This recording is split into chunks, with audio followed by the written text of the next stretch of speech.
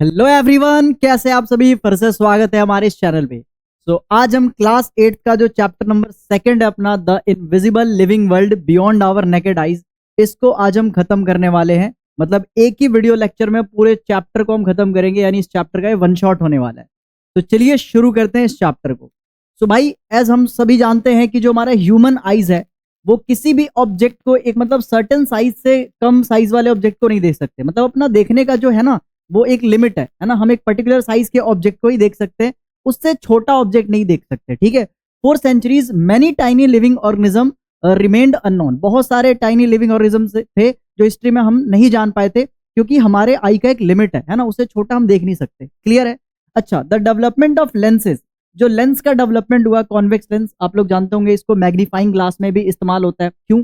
ये image object के image को क्या करता है, लार्ज कर देता है, मैग्नीफाई कर देता है। सो बेसिकली इस लेंस का इस्तेमाल हुआ मैग्नीफाइंग ग्लासेस बनाने के लिए, और इसी से माइक्रोस्कोप्स बना, जिससे साइंटिस्ट एक्सप्लोर कर पाए, आइडेंटिफाई कर पाए जो हिडन लिविंग वर्ल्ड था, यानी कि जो माइक्रो ऑर्गेनिज्म थे, सेल्स थे, इन सबको बेसिकली आइडेंटिफाई कर पाए with the discovery of microscope.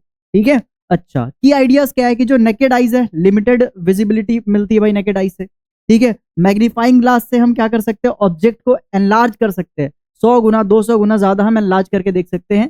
ठीक है। अच्छा, माइक्रोस्कोप क्या करता है, माइक्रोस्कोपिक ऑर्गेनिज्म या जो भी लिविंग सेल है, ठीक है, उसको देखने में हेल्प करता है। आगे हम बढ़ते हैं। सबसे पहले बात करते हैं कि यार हिस्ट्री ऑफ माइक्रोस्कोप और सबसे पहला सेल का डिस्कवरी किसने करा। भाई सबसे फर्स्ट सेल की जो डिस्कवरी करा है उनका नाम है रॉबर्ट हुक। ठीक है। रॉबर्ट हुक ने अपने ही द्वारा बनाए गए माइक्रोस्कोप से सबसे फर्स्ट लिविंग सेल का डिस्कवरी करा था। कैसे करा था, चलिए आइए शुरू करते हैं उसके बारे में पढ़ना। भाई रॉबर्ट हुक ने क्या करा था, 1665 में उन्होंने पब्लिश करा था एक किताब जिसका नाम था माइक्रोग्राफिया। ये बुक का नेम याद रखना भाई, माइक्रोग्राफिया काफी इंपॉर्टेंट है। उसमें उन्होंने इस बुक में उन्होंने बताया he observed a thin slice of cork through a microscope. उनके द्वारा ये जो सिंपल माइक्रोस्कोप बनाया गया, उससे क्या करा उन्होंने, जो कॉर्क होता है ना, कॉर्क एक तरह से बार्क ऑफ ट्री होता है, जो छाल होता है ना पेड़ का, जो ओल्ड ट्रीज होते हैं उनके छाल होता है, उसको लेकर के इस अपने ही द्वारा बनाए गए माइक्रोस्कोप से ऑब्जर्व करा, तो उन्हें कुछ ऐसा स्ट्रक्चर दिखा, हनीकॉम्ब जैसा स्ट्रक्चर दिखा, जिसको उन्होंने क्या नाम दिया, इसी को उन्होंने नाम दिया सेल। ठीक है। बेसिकली उन्होंने क्या करा, he saw many small empty compartment resembling a honeycomb, और उसी का नाम उन्होंने सेल रखा। किसमें पाया गया, ये कॉर्क में पाया गया। अच्छा, कॉर्क के अंदर बेसिकली डेड सेल्स होते हैं। कैसे सेल्स होते हैं भाई साहब, डेड सेल्स पाए जाते हैं कॉर्क के अंदर। ठीक है। बेसिकली जो रॉबर्ट हुक ने सेल की डिस्कवरी करा था, डेड सेल था, यानी कि फर्स्ट डेड सेल डिस्कवर किसने करा था, रॉबर्ट हुक ने करा था। This was the first use of the word cell for the basic unit of life. तो उन्होंने बताया कि भाई जो सेल है बेसिक यूनिट है लाइफ का, कोई भी लिविंग ऑर्गेनिज्म है उसका बॉडी देखा जाए सेल से बना है। रॉबर्ट हुक ने क्या करा था, एक कॉर्क लिया था। ठीक है। कॉर्क के अंदर सेल डिस्कवरी करा था अपने द्वारा, सिंपल माइक्रोस्कोप बनाए गए से, उसको माइक्रोग्राफिया नाम के किताब में पब्लिश करा था 1665 में। तो अब तक हमने इतना पढ़ा है। ठीक है। इतना एक बार फटाफट नोट कर लीजिए, और देन फिर हम चैप्टर को आगे प्रोसीड करते हैं। ठीक है भाई। अब बात करते हैं दूसरे जो हमारे साइंटिस्ट आए, उनका नाम था एंटोन वैन लिवानो हुक। अब ये जो लिवानो हुक थे ना, इन्होंने सबसे पहला first, not my word, first living cell की डिस्कवरी करा था। अच्छा, रॉबर्ट हुक ने भी तो करा था, तो भाई वो डेड सेल की डिस्कवरी करा था, और लिविंग सेल नहीं था, बट फर्स्ट लिविंग सेल जो डिस्कवरी करा था उनका नाम है एंटोन वैन लिवानो हुक। ठीक है। Anton van Leeuwenhoek developed better lenses, थोड़ा सा माइक्रोस्कोप को और ज्यादा अपग्रेड करा, यूजफुल माइक्रोस्कोप बनाया, जिससे उन्होंने फर्स्ट पर्सन थे जो क्लियरली देख पाए और डिस्क्राइब कर पाए टाइनी लिविंग ऑर्गेनिज्म, जैसे कि बैक्टीरिया और ब्लड सेल्स को ये देख पाए थे। ठीक है। इसलिए इनको फादर ऑफ माइक्रोबायोलॉजी भी कहा जाता है। ठीक है। फर्स्ट लिविंग सेल किसने डिस्कवरी करा, एंटोन वैन लिवानो हुक ने। फादर ऑफ माइक्रोबायोलॉजी कौन है, सेम पर्सन है। ठीक है। अच्छा, सेकंड टाइम सेल की डिस्कवरी किसने करा था ओवरऑल, तो यही थे वो। ठीक है। चलिए, लिवानो हुक ही थे फर्स्ट लिविंग सेल डिस्कवरी करने वाला, जिसको क्या बोला गया, जिनको फादर ऑफ माइक्रोबायोलॉजी कहा गया, क्योंकि भाई माइक्रोबायोलॉजी में बेसिकली होता क्या है, जो माइक्रो ऑर्गेनिज्म होते हैं उन्हीं की तो स्टडी होती है ना। तो फर्स्ट माइक्रो ऑर्गेनिज्म देखा जाए तो इन्हीं ने डिस्कवर करा था, ऑब्जर्व करा था। ठीक है।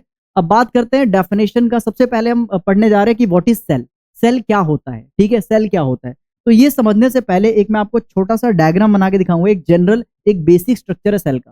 भाई कोई भी सेल हो उसमें तीन चीजें जरूर पाई जाएंगी। सबसे पहले क्या, उसके सेंटर में न्यूक्लियस पाया जाता है बेटा, ठीक है। सेल के सेंटर में क्या पाया जाता है? न्यूक्लियस पाया जाता है, क्लियर है, न्यूक्लियस पाया जाता है। अच्छा, सेल को जो बाउंड्री घेरती है, जो आउटर मेम्ब्रेन है, इसको हम सेल मेम्ब्रेन कहते हैं। सेल या फिर प्लाज्मा मेम्ब्रेन कह सकते हैं इसको, सेल या फिर प्लाज्मा मेम्ब्रेन कह सकते हैं, क्लियर है। अच्छा, ये न्यूक्लियस और प्लाज्मा मेम्ब्रेन के बीच में जो जेली लाइक ट्रांसपेरेंट स्ट्रक्चर होता है, इसको हम साइटोप्लाज्म कहते हैं, ठीक है। ये जो बीच का रीजन है न्यूक्लियस और सेल मेम्ब्रेन के बीच में, ये प्लाज्मा मेम्ब्रेन के बीच में जो बेसिकली ये स्पेस है, इसको हम कहते हैं साइटोप्लाज्म। क्या कहते हैं? साइटोप्लाज्म कहते हैं, क्लियर है, कोई दिक्कत वाली बात? अब देखो, तो ये एक जनरल स्ट्रक्चर है, बेसिक स्ट्रक्चर है सेल का।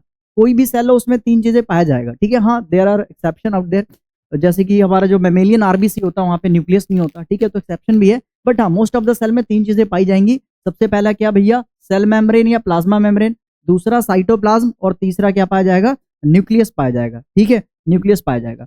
अच्छा, बात करते हैं भाई न्यूक्लियस क्या होता है। न्यूक्लियस क्या होता है? तो एक तरह से centrally located dense spherical structure होता है, ठीक है। ये क्या होता है बेटा जी? ये centrally located dense spherical structure होता है, डेंस स्फेरिकल स्ट्रक्चर होता है, ठीक है, क्लियर है। जो कंट्रोल करता है most of the activity inside the cell, मतलब एक तरह से कंट्रोल हाउस की तरह काम कर रहा है, ठीक है, कंट्रोल हाउस है। क्यों?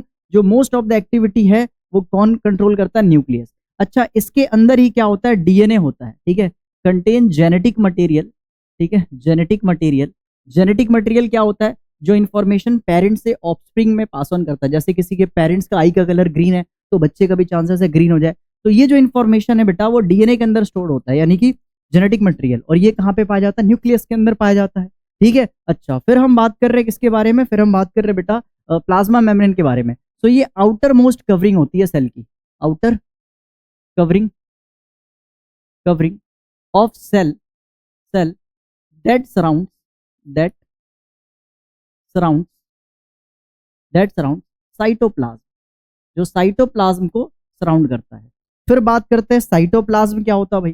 तो साइटोप्लाज्म एक तरह से जेली लाइक ट्रांसपेरेंट स्ट्रक्चर है, ठीक है, जो कि located between nucleus to cell membrane, ठीक है। तो ये है क्या? ट्रांसपेरेंट, इट इज ट्रांसपेरेंट, ठीक है, transparent jelly like structure located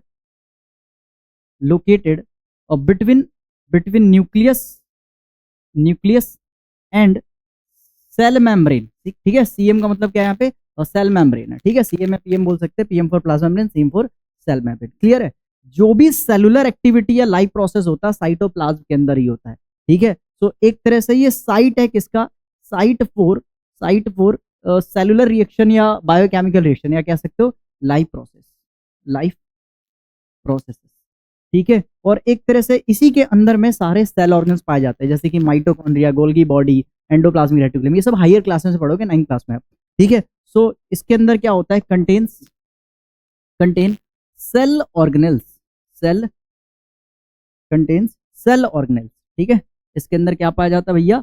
cell organelles पाए जाते हैं, चलो अच्छी बात है अगर इतना समझ में आ गया तो। अब जरा बात करते हैं कि भाई सेल है क्या, ठीक है। सेल का स्ट्रक्चर तो देख लिया भैया, तीन चीजें पाए, सेल है क्या?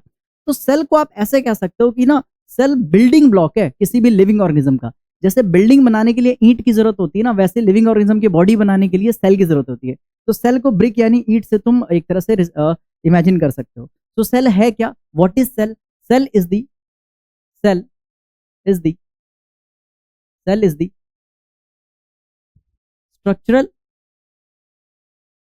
structural and functional unit of life, ठीक है। जो लाइफ है उसका स्ट्रक्चरल और फंक्शनल यूनिट है सेल, ठीक है। स्ट्रक्चरल क्यों? जो भी लिविंग ऑर्गेनिज्म है उनकी बॉडी बेटा सेल से बनी है यानी कि संरचनात्मक यानी स्ट्रक्चरल। अच्छा, बॉडी में काम भी कौन कर रहा है? जो भी बायोकेमिकल रिएक्शन हो रहा है सब सेल के अंदर हो रहा है, इसलिए बेटा फंक्शनल। तो स्ट्रक्चरल और फंक्शनल यूनिट होता है लिविंग ऑर्गेनिज्म यानी कि लाइफ का, ठीक है। यानी ये बेसिकली है क्या? Cell is the basic unit of life. All living organism are made up of one और अ मोर सेल्स। जो भी लिविंग ऑर्गेनिज्म है, ठीक है, चाहे वो प्लांट्स है बेटा, ठीक है, चाहे प्लांट्स हो, चाहे एनिमल्स हो, ठीक है, एनिमल्स हैं, या फिर बैक्टीरिया या माइक्रोब्स, कोई भी है बेटा, ठीक है, वो सब देखा जाए किससे बने बेटा, सेल से बने हैं, ठीक है, सेल से बने। क्लियर है, कोई दिक्कत वाली बात।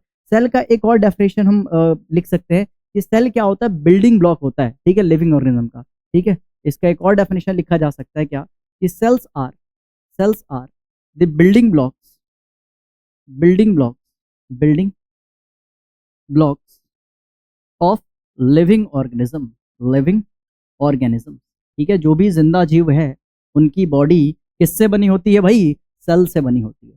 सो एक बार फटाफट इतना नोट डाउन कर लीजिए, देन फिर चैप्टर को हम आगे प्रोसीड कर रहे हैं, ठीक है। चलिए आगे बढ़ते हैं। नेक्स्ट टॉपिक जो पढ़ने जा रहे हैं बेटा, वो एनसीईआरटी का एक एक्टिविटी है जिससे हम क्या कर सकते हैं, प्लांट सेल को देख सकते हैं। अब इस एक्टिविटी को कैसे परफॉर्म करोगे, आ जाओ स्टेप बाय स्टेप हम इसको देख रहे हैं। सबसे पहला स्टेप क्या है बेटा, कि आपको एक ऑनियन लेना है, ठीक है। ये ऑनियन को बेटा वर्टिकली कट करना है ऐसे, ठीक है, कट करना है। और कट करने के बाद जो अंदर का हिस्सा है इससे ना पील बाहर निकालना है, ठीक है। सो रिमूव थिन इनर पील, ठीक है। और उस पील को हम क्या करेंगे बेटा, सैफ्रनिन से डाल देंगे। अब ये सैफ्रनिन क्या होता है, थोड़ा इंपॉर्टेंट है, केमिकल है ये, ध्यान से देख लेना बेटा। सैफ्रनिन बेसिकली है, ये ना पिंकिश कलर देता है। सैफ्रनिन कैसा, रेड या पिंकिश कलर देता है बेटा, ठीक है, जिससे ना सेल को आप इजीली देख सकते हो। ये विजिबिलिटी इंप्रूव करता है, ठीक है, विजिबिलिटी क्या करता है बेटा, इंप्रूव करता है। क्लियर है, अच्छा ठीक है भाई। तो सबसे पहले ऑनियन से अपने पील निकाला, पील निकाल करके इसको स्टेन करा सैफ्रनिन से, ठीक है। सैफ्रनिन एक तरह से प्लांट स्टेन होता है, प्लांट सेल देखने के लिए इसको इस्तेमाल करा जाता है। उसके बाद हमने रिंस करा थोड़ा पानी में, उसके बाद हमने क्या करा, ग्लास स्लाइड ऊपर प्लेस करा। उससे पहले ना सैफ्रनिन भी ऐड करा जाता है। सैफ्रनिन ऐड करने के बाद ना ग्लिसरीन भी ऐड करते हैं। ग्लिसरीन क्यों ऐड करते हैं, तो ग्लिसरीन एक तरह से ना सेल को ड्राई नहीं होने देता, ठीक है। ये क्या करता है, प्रिवेंट करता है फ्रॉम ड्राइंग, और एक तरह से क्लैरिटी बढ़ाता है सेल को, ताकि हम इजीली देख पाए, ठीक है। क्लियर है। तो फर्स्ट स्टेप पे हमने पील निकाला, उसके बाद उसको रिंस करा, देन फिर हमने सबसे पहले पील निकाला, ठीक है। उसके बाद फिर सैफ्रनिन डाला, उसके बाद हमने रिंस करा, फिर हमने क्या करा, ग्लास स्लाइड उस पर प्लेस करा, ठीक है। ग्लास स्लाइड ऐसे ऊपर बहुत ध्यान से प्लेस करना होता है निडल से, ताकि अंदर में बेसिकली एयर होल्स ना बन जाए, ठीक है, एयर बबल्स ना बन जाए। फिर ग्लिसरीन ऐड करा, क्यों करा ग्लिसरीन ऐड, ताकि ग्लिसरीन बेटा ड्राई होने से बचाता है और क्लैरिटी इंप्रूव करता है, ठीक है। फिर हम क्या करते हैं, कवर स्लिप, है ना, ऐसे कवर स्लिप हम प्लेस करते हैं बेटा आराम से, और देन फिर माइक्रोस्कोप के अंदर ऑब्जर्व करते हैं। तो जब हमने ऑब्जर्व करा तो हमें क्या दिखा, प्लांट सेल, कुछ ऐसा सेल दिखा, ठीक है। ये है आपका प्लांट सेल, जो कि हमने ओनियन पील से देखा, ठीक है। अच्छा, इसको देख सकते हो ना, थोड़ा बहुत ये ब्रिक से रिसेंबल हो रहा है, ईंट से रिसेंबल हो रहा है, जिससे क्या बनता है, दीवार बनता है। क्लियर है, कोई दिक्कत वाली बात। अच्छा, सो हमने ऑब्जर्वेशन जो करा, उसका जो इंपॉर्टेंट पॉइंट है, क्या क्या बेटा इंपॉर्टेंट पॉइंट पहला ये रहा कि हमने क्लियरली रेक्टेंगुलर सेल देखा इसमें, ठीक है। दूसरा जो कि क्लोजली अरेंज है, पास पास है, ठीक है, पास पास है, यानी कॉम्पैक्ट है ना। चौथा क्या है, विथ अ डिस्टिंक्ट बाउंड्री, इनके अंदर एक बाउंड्री भी है। अच्छा, ये जो बाउंड्री है ना, ये इसी को हम क्या कह रहे हैं, सेल वॉल कह रहे हैं। अच्छा, सेल वॉल एनिमल में एब्सेंट होता है, एब्सेंट इन एनिमल्स, ठीक है। एनिमल्स में बेटा जी ये एब्सेंट होते हैं। क्लियर है, एनिमल्स में एब्सेंट होते हैं। एक यहाँ पे केमिकल आया था बेटा, कौन सा, सैफ्रनिन, याद रखना। ये प्लांट सेल को इससे हम क्या करते हैं बेटा, स्टेन करते हैं। क्यों स्टेन करते हैं, क्योंकि बेटा पिंकिश कलर देता है, जिससे विजिबिलिटी इंप्रूव होती है ना। दूसरा हमने ग्लिसरीन के बारे में पढ़ा। ग्लिसरीन क्या होता है बेटा, ग्लिसरीन भी एक केमिकल होता है जो कि सेल को ड्राइंग, सूखने से बचाता है और क्लैरिटी इंप्रूव करता है। तो ये दो केमिकल आपको याद रखना पड़ेगा, ठीक है। इतना फटाफट नोट कर लीजिए, और देन फिर हम चैप्टर को आगे प्रोसीड कर रहे हैं, ठीक है। चलिए, अगला जो एक्टिविटी है, उससे हम एनिमल सेल हम देख सकते हैं, ठीक है। एनिमल सेल हम ऑब्जर्व कर सकते हैं। तो इसमें अपने को क्या करना पड़ेगा, पहले अपने मुंह को साफ करो, माउथ को, ठीक है। उसके बाद क्या करना होता है, जेंटली स्क्रैप करना होता है इनर चीक सेल, ठीक है। टूथपिक इस्तेमाल कर सकते हो, टूथपिक लेकर के अंदर से जो चीक सेल है ना, उसको बेसिकली पुल आउट करना होता है, बाहर निकालना होता है, ठीक है। और प्लेस मटेरियल इन वाटर, फिर उसको पानी में डालो, देन फिर मिथाइलिन ब्लू डालना है। हाँ, एनिमल सेल अगर आपको डिस्कवर करना है, मतलब एनिमल सेल को देखना है, तो आपको जो केमिकल ऐड करना पड़ेगा उसका नाम है क्या, उसका नाम है मिथाइलिन ब्लू, ठीक है भाई। ये मिथाइलिन ब्लू बेसिकली ये स्टेन करने में हेल्प करता है, किसको एनिमल सेल को, ठीक है, एनिमल सेल्स को, ठीक है। एनिमल सेल्स का जो स्टेन है उसका नाम है मिथाइलिन ब्लू, ठीक है। और प्लांट वाले का क्या नाम था बेटा, सैफ्रनिन, याद रखना है। क्लियर है। अच्छा, ये क्या करता है भाई, कॉन्ट्रास्ट और विजिबिलिटी बढ़ाता है, ताकि सेल को आप इजीली देख सकते हैं, ठीक है। सो यहाँ पे हम क्या कर रहे हैं बेटा, फर्स्ट ऑफ ऑल अपने हम क्या करा कि माउथ को क्लीन करा, फिर जो इनर चीक सेल है उससे हमने निकाला, ठीक है। तीसरा, उसको हमने पानी में डाला। चौथा, मिथाइलिन ब्लू जो कि एनिमल सेल को स्टेन करने वाला केमिकल है, ठीक है। पांचवा, ग्लिसरीन ऐड करा, यहाँ पे भी सेम फंक्शन है ग्लिसरीन का, सूखने से बचाता है, क्लैरिटी इंक्रीज करता है, ठीक है। फिर कवर स्लिप ऐड करके माइक्रोस्कोप के अंदर प्लेस करके हमने देखा तो ऐसा सेल नजर आया, ठीक है। ये जो सेल था बेटा जी, ये जो सेल था पॉलीगोनल टाइप था, ठीक है। ये सेल कैसा था बेटा, पॉलीगोनल शेप का था, ठीक है, पॉलीगोनल शेप का था। और ये था अपना एनिमल सेल जो कि हमने ह्यूमन के माउथ से निकाला, चीक सेल से, ठीक है। इसमें तीन चीजें विजिबल हुई। पहला पहला सेल मेम्ब्रेन, दूसरा साइटोप्लाज्म, तीसरा न्यूक्लियस। तो बेसिकली ये बेसिक फीचर है, ठीक है। एक तरह से बेसिक पार्ट है सेल का, ठीक है। बेसिक पार्ट है सेल का, बेसिक पार्ट ऑफ सेल। ये तीन चीजें पाई जाएंगी सेल में, सेल मेम्ब्रेन, साइटोप्लाज्म और न्यूक्लियस। क्या कहीं एक्सेप्शन है? बिल्कुल बेटा, एक्सेप्शन भी है। एक्सेप्शन है मैमेलियन एरिथ्रोसाइट, ठीक है। एक्सेप्शन में आप लिख सकते हो जो मैमल्स की आरबीसी होती है ना, मैमल्स आरबीसी, ठीक है। मैमल्स आरबीसी में क्या होता है बेटा, मैमल्स आरबीसी में न्यूक्लियस एब्सेंट होता है, ठीक है। न्यूक्लियस एब्सेंट होता है, ठीक है। न्यूक्लियस नहीं पाई जाती हमारे एबीसी आरबीसी में, ठीक है। अब मैमल्स में कौन कौन आते हैं? कुत्ता, बिल्ली, भैंस, बकरी, मतलब जिनके पास मेमोरी ग्लैंड और हेयर्स हो स्किन पे, ठीक है, तो मैमल्स होते हैं। तो मैमल्स के आरबीसी में न्यूक्लियस पाया नहीं जाता है, ठीक है। तो फटाफट इतना नोट करिए और देन फिर हम चैप्टर को आगे प्रोसीड कर रहे हैं, ठीक है। चलिए अब हम पढ़ने वाले बेसिक पार्ट ऑफ सेल। तो भाई बेसिक पार्ट ऑफ सेल मैंने पहले भी थोड़ा बता दिया है, एक बार इस बुक के अकॉर्डिंग भी देख ले रहे हैं क्या क्या इसमें बताया जा रहा है। बेटा सबसे पहला होता है सेल मेम्ब्रेन, है ना। सेल मेम्ब्रेन क्या होता है? आउटर बाउंड्री होता है, ठीक है, सेल का। सेकेंड पॉइंट क्या है? ये साइटोप्लाज्म और न्यूक्लियस को एनक्लोज करता है, घेरता है, ठीक है। तीसरा पॉइंट क्या है? Separates one cell from another, है ना। दो सेल के बीच में एक तरह सेपरेशन का काम करता है, बाउंड्री का काम करता है। चौथा, allow essential materials to enter, है ना। जो भी असेंशियल मटेरियल का एक सेल से दूसरे सेल में बेसिकली कम्युनिकेशन हो रहा है और मटेरियल्स का ट्रांसफर हो रहा है, इन सेल मेम्ब्रेन या प्लाज्मा मेम्ब्रेन के थ्रू ही होता है, ठीक है। इसको प्लाज्मा मेम्ब्रेन भी कह सकते हैं। पांचवा, allows waste material to leave, है ना। सेल को एक्सक्रीशन करने में हेल्प करता है, वेस्ट मटेरियल को बाहर निकालने में हेल्प करता है, ठीक है। क्यों? क्योंकि भाई ये पोरस होता है, ठीक है। एक चीज ऐड कर लेना बेटा, ये सेमी परमिएबल होता है, सेमी परमिएबल है। ऐसा नहीं है कि सेल के अंदर कोई भी चीज मुंह उठा के चला जाएगा, नहीं। कुछ चीजों को अलाउ करेगा, कुछ चीज को नहीं कराएगा। इसलिए सेल मेम्ब्रेन को या प्लाज्मा मेम्ब्रेन को हम सेमी परमिएबल या सिलेक्टिव परमिएबल भी कहते हैं, ठीक है। सिलेक्टिव परमिएबल भी कहते हैं, क्लियर है। क्योंकि ये कुछ चीजों को सिलेक्ट करके एंट्री कराता है, ऐसे नहीं कि कोई भी चीज एंट्री कर ले भाई सेल के अंदर, ठीक है। चलिए आगे हम नेक्स्ट जो पढ़ने वाले हैं वो कौन सा है बेटा? साइटोप्लाज्मा। साइटोप्लाज्म क्या है बेटा? तो बेसिकली ये cytoplasm is the material between the cell membrane and nucleus. बेटा सेल मेम्ब्रेन और न्यूक्लियस के बीच में जो भी मटेरियल है वो क्या है? साइटोप्लाज्म है, ठीक है। It contains various components and substances such as carbohydrate, protein, fats, mineral, salt. ये सब किसके अंदर पाया जा रहा है? ये सब साइटोप्लाज्म के अंदर पाया जा रहा है, क्लियर है। अच्छा, most of the life process, very important point, ज्यादातर जो लाइफ प्रोसेस है बेटा, लाइफ प्रोसेस बोले तो biochemical reaction, biochemical biochemical biochemical reaction, ठीक है। जो ज्यादातर जो बायोकेमिकल रिएक्शन है ना वो इसी के अंदर होता है, साइटोप्लाज्म के अंदर होता है, जिसको मेटाबॉलिज्म भी कहते हैं।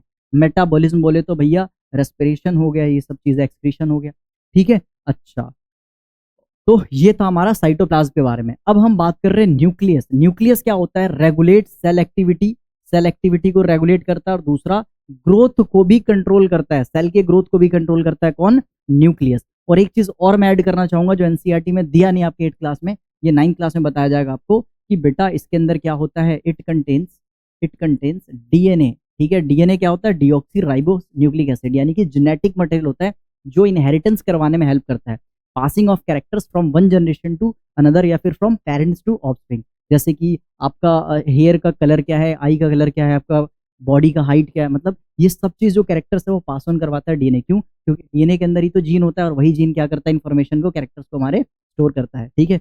चलिए सो फटाफट इतना नोट डाउन कर लीजिए। इसमें दो चीज आप याद रखिएगा बेटा। पहला, ये जो है सेल या इसको हम प्लाज्मा मेम्ब्रेन कहते हैं, ये सब सेल में पाया जाएगा, ऐसा कोई सेल नहीं है जिसमें प्लाज्मा मेम्ब्रेन ना हो, ठीक है।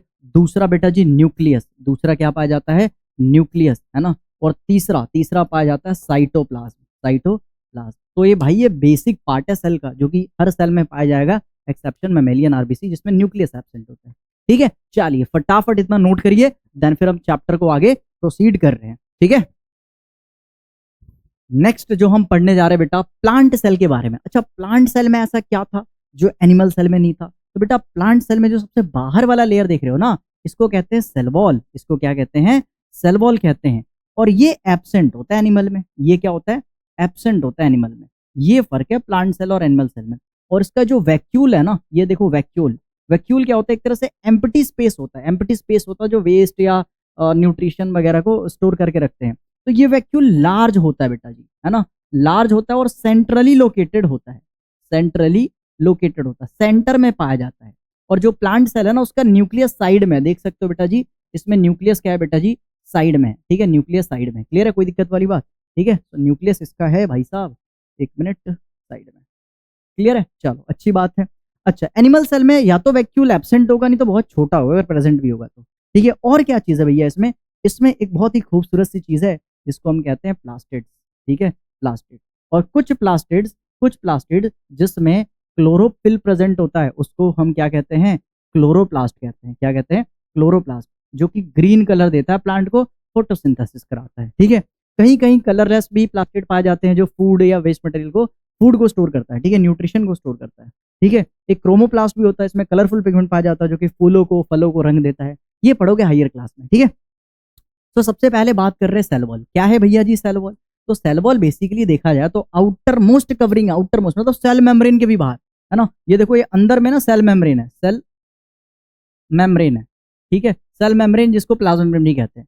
सो सेल मेम्ब्रेन के बाहर भी एक लेयर था ना, जिसको हम क्या कह रहे थे? सेल वॉल कह रहे थे। ठीक है, पहले है सेल वॉल, उसके बाद सेल मेम्ब्रेन, तीसरा है आपका क्या बेटा? तीसरा साइटोप्लाज्म लिख दे रहे हैं, साइटोप्लाज्म। फिर यहाँ पे वैक्यूल है, पांचवा बेटा न्यूक्लियस। ठीक है, क्लियर है? ये थोड़ा बेसिक फीचर है सेल का, प्लांट सेल का, जो कि आपको पता होना चाहिए। तो सेल वॉल क्या होता है? आउटर मोस्ट लेयर होता है बेटा। ठीक है, आउटर मोस्ट लेयर। ठीक है, इन किस किस में पाया जाता है सेल वॉल? पहली बात, प्लांट में पाया जाता है। ठीक है, प्लांट्स में पाया जाता है, बैक्टीरिया में भी पाया जाता है बेटा जी। बैक्टीरिया हो गया, फंगी हो गया, इन सब में क्या पाया जाता है? सेल वॉल पाया जाता है। बट क्या एनिमल सेल में सेल वॉल पाया जाता है? जल्दी बताओ कमेंट करके। नहीं, अभी तो बताया था भाई, नहीं पाया जाता है। अच्छा, सेल वॉल का क्या फंक्शन होता है? ये रिजिडिटी प्रोवाइड करता है, स्ट्रेंथ प्रोवाइड करता है, सपोर्ट प्रोवाइड करता है, किसको? सेल को। ठीक है, तो सेल को रिजिडिटी, स्ट्रेंथ, सपोर्ट कौन प्रोवाइड करता है बेटा? सेल वॉल प्रोवाइड करता है। और एक तरह से मैकेनिकल इंजरी से भी बचाता है। फिर बात कर रहे हैं हम किसके बारे में? क्लोरो क्लोरोप्लास्ट के बारे में बात कर रहे हैं। तो क्लोरोप्लास्ट है क्या? क्लोरोप्लास्ट बेसिकली इसके अंदर क्या होता है? क्लोरोफिल पाया जाता है। प्लास्टिड ही है क्लोरोप्लास्ट, जिसके अंदर क्लोरोफिल पाया जा रहा है, उसे क्लोरोप्लास्ट क्या दे रहे हैं? क्लोरोफिल का फंक्शन क्या होता है? तो ग्रीन कलर देता है लीफ को, है ना। प्लांट को ग्रीन कलर कौन देता है? क्लोरोफिल देता है बेटा जी। ठीक है, अच्छा, हेल्प्स इन फोटोसिंथेसिस। तो क्लोरोप्लास्ट कंटेन क्लोरोफिल। क्लोरोफिल का काम क्या होता है बेटा? ग्रीन कलर देता है, फोटोसिंथेसिस करवाता है। इतना क्लियर है? अब बात करें बेटा वैक्यूल्स के बारे में। वैक्यूल क्या है? Plant cell generally have a large vacuole. Function क्या होता है बेटा? सब्सटेंस स्टोर करता है, रिमूवल या फिर जो स्टोरेज ऑफ वेस्ट, इसी का काम है बेटा। मेंटेन सेल का शेप, हाँ सेल का शेप भी बेटा मेंटेन करता है, और एक तरह से सपोर्ट देता है सेल को। इतने सारे फंक्शन है किसके? वैक्यूल के। क्लियर है? चलिए, सो फटाफट इतना नोट डाउन करिए, देन फिर हम आगे चैप्टर को प्रोसीड कर रहे हैं। अच्छा, बाकी जो इसमें और भी सेल ऑर्गेनल्स होते हैं, जैसे माइटोकॉन्ड्रिया हो गया, गोल्गी बॉडी हो गया, ठीक है, एंडोप्लाज्मिक रेटिकुलम हो गया, ये सब बेटा पढ़ेंगे हायर क्लासेस में। ठीक है, आपके क्लास 8 के एनसीईआरटी में सब चीज मेंशन नहीं है, नहीं दिया गया है। ठीक है, चलिए बस एक साल का ही तो वेट करना, 9th क्लास में पढ़ लेंगे भाई। ठीक है, फटाफट नोट करो, देन फिर आगे बढ़ते हैं। चाहो तो स्क्रीनशॉट भी ले सकते हो। ठीक है, अब जरा देखते हैं डिफरेंस क्या है ये प्लांट सेल और एनिमल सेल में। ठीक है, सो भाई डिफरेंस की बात कर रहे हैं हम। ठीक है, डिफरेंस की बात करें तो पहला पॉइंट अपना ये रहा कि फीचर्स के बेसिस पे हम डिफरेंस करेंगे प्लांट और एनिमल सेल में। ध्यान से देखो, प्लांट सेल में सेल वॉल है, पर एनिमल सेल में सेल वॉल नहीं है। ठीक है, सेल मेम्ब्रेन बेटा जी दोनों में है, न्यूक्लियस दोनों में है। ठीक है, क्लोरोप्लास्ट सिर्फ प्लांट में है, साइटोप्लाज्म दोनों में है, वैक्यूल बड़ा सिर्फ प्लांट में, इसमें होगा भी तो छोटा होगा, माइटोकॉन्ड्रिया दोनों में होता है। अच्छा, माइटोकॉन्ड्रिया को power house of the cell कहते हैं, power house of the cell कहते हैं। क्यों कहते हैं पावर हाउस? क्योंकि यहाँ पे एनर्जी फॉर्मेशन होता है। क्या होता है बेटा? एनर्जी फॉर्मेशन होता है। एनर्जी तो भैया सेलुलर रेस्पिरेशन से बनता है ना, हम 7th क्लास में पढ़े हैं। बिल्कुल बेटा, ये साइट है सेलुलर रेस्पिरेशन का, साइट फॉर सेलुलर रेस्पिरेशन, जिसमें फूड को तोड़ करके क्या बनता है? एनर्जी बनता है। ठीक है, तो ये माइटोकॉन्ड्रिया के अंदर होता है। तो डिफरेंस में क्या है? Cell wall, chloroplast, vacuole, large central vacuole plant में पाया जाता है, इसमें नहीं पाया जाता है। तो पहला फीचर है बेटा सेल मेम्ब्रेन, दोनों में पाया जा रहा है, ठीक है। दूसरा फीचर है साइटोप्लाज्म, दोनों में पाया जा रहा है। तीसरा फीचर है न्यूक्लियस, दोनों में पाया जा रहा है। बट जो प्लांट सेल है ना, इसमें न्यूक्लियस साइड में पाया जाता है, नॉट इन सेंटर।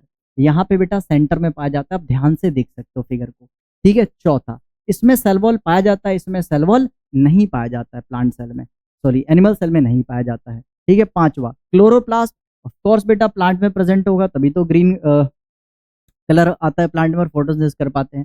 एनिमल का फीचर नहीं है एनिमल सेल का, ठीक है। छठा, लार्ज सेंट्रल वैक्यूल प्रेजेंट होता है, यूजुअली या तो एब्सेंट होगा, नहीं तो बेटा स्मॉल होगा इसमें, ठीक है, या तो एब्सेंट होगा तो बहुत छोटा होगा। सातवां, रिजिडिटी की बात कर रहे हैं, मोर रिजिड लेस रिजिड। एक बार प्लांट को जाके चाटा मारो, दर्द होने लगेगा हाथ में, क्यों? क्योंकि प्लांट सेल बेटा हार्ड होते हैं, है ना, रिजिड होते हैं, इसलिए प्लांट का जो सरफेस है, प्लांट की बॉडी बहुत ज्यादा हार्ड होती है as comparison to animal body, ठीक है। चाहो तो आप एक चाटा मार के देख सकते हो, पता चल जाएगा आपको। चलिए भाई, सो ये डिफरेंस था प्लांट सेल और एनिमल सेल में, ठीक है। सो फटाफट इतना नोट करिए, देन फिर हम चैप्टर को आगे प्रोसीड कर रहे हैं, चाहे तो स्क्रीनशॉट भी आप ले सकते हैं, ठीक है। चलो भाई, नेक्स्ट हम पढ़ने जा रहे हैं variation in cell shape and structure. भाई देखो, जो हमारा बॉडी है, कोई भी लिविंग ऑर्गेनिज्म का बॉडी है, उनके बेसिकली बॉडी के अंदर डिफरेंट डिफरेंट शेप साइज के सेल पाए जाते हैं, ठीक है। क्योंकि जो सेल का शेप और साइज है ना, वो डिपेंड करता है कहीं ना कहीं उसके फंक्शन पे और ओरिजिन पे। वो सेल बना कहाँ पे है, उसका काम क्या है, उसके बेसिस पे उनका स्ट्रक्चर डिफाइन होता है सेल का, ठीक है। So on the basis of origin and function, on the basis of origin and function, cells can be various types, ठीक है। सेल का जो शेप हो सकता है बहुत प्रकार के हो सकते हैं बेटा, ठीक है। So cells do not all have the same shape, सारे सेल्स का सेम शेप नहीं होता है बेटा जी, ठीक है। Their shapes and structure are related to their specific function and origin, ठीक है। स्पेसिफिक फंक्शन और ओरिजिन पे निर्भर करता है। एग्जाम्पल, मसल सेल्स बेटा स्पिंडल शेप के होते हैं, स्पिंडल शेप कुछ ऐसा होता है, ठीक है। ये रहा मसल सेल, ये स्पिंडल शेप के होते हैं।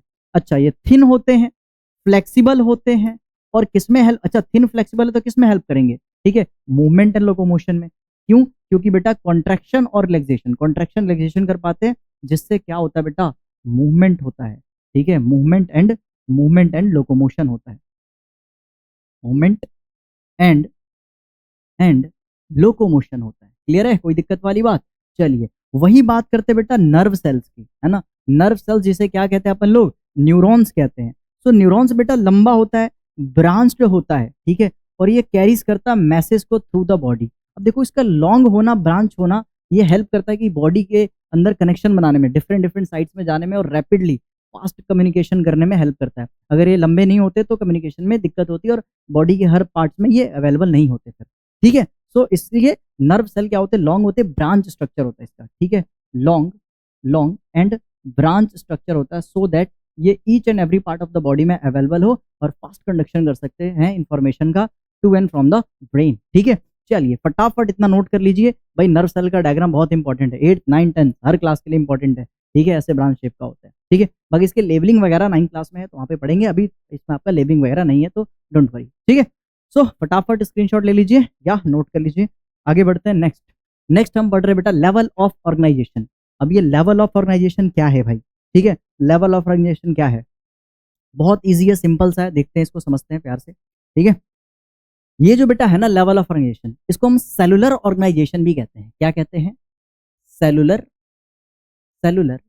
ऑर्गेनाइजेशन भी कहते हैं। क्यों कहते हैं बेटा? सेल ऑर्गेनाइज होके, इकट्ठा होकर के, है ना, इकट्ठा होकर के, ऑर्गेनाइज होकर के डिफरेंट डिफरेंट चीज बनाता है बॉडी में, ठीक है। जैसे कि सेल्स क्या होता है, बेसिक यूनिट ऑफ लाइफ होता है। अच्छा, वो सेल्स जो कि similar in structure and function है, वो कंबाइंड होते हैं, जुड़ते हैं, ऑर्गेनाइज होते हैं, और क्या बना देते हैं बेटा?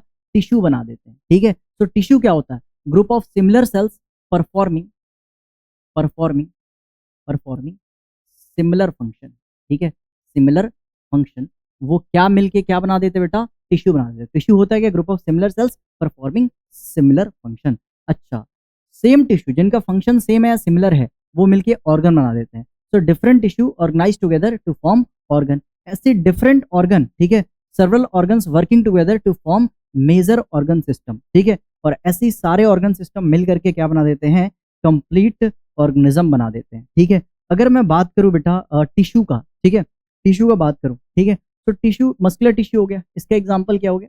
इसका एग्जांपल हो गया बेटा जी मस्कुलर मस्कुलर टिश्यू हो गया, ठीक है। अच्छा, ऑर्गन का एग्जाम्पल क्या हो सकता है? ऑर्गन एग्जाम्पल हार्ट हो सकता है बेटा, ठीक है, किडनी हो सकता है, किडनी हो सकता है, या फिर क्या हो सकता है, स्टमक हो सकता है, ठीक है, स्टमक हो सकता है, ठीक है, स्टमक हो गया, इंटेस्टाइन हो गया, है ना, स्मॉल इंटेस्टाइन, लार्ज इंटेस्टाइन, ये सब क्या है? ये सब क्या है बेटा जी? ऑर्गन है, जो कि आपने 7th क्लास में पढ़ा है, ठीक है। अब देखो, स्टमक और इंटेस्टाइन ऐसे ऑर्गन है जिनका सिमिलर फंक्शन है, किसमें हेल्प करते हैं? डाइजेशन में। तो ये मिलके क्या बना देते हैं? ऑर्गन सिस्टम, जिसका नाम क्या है?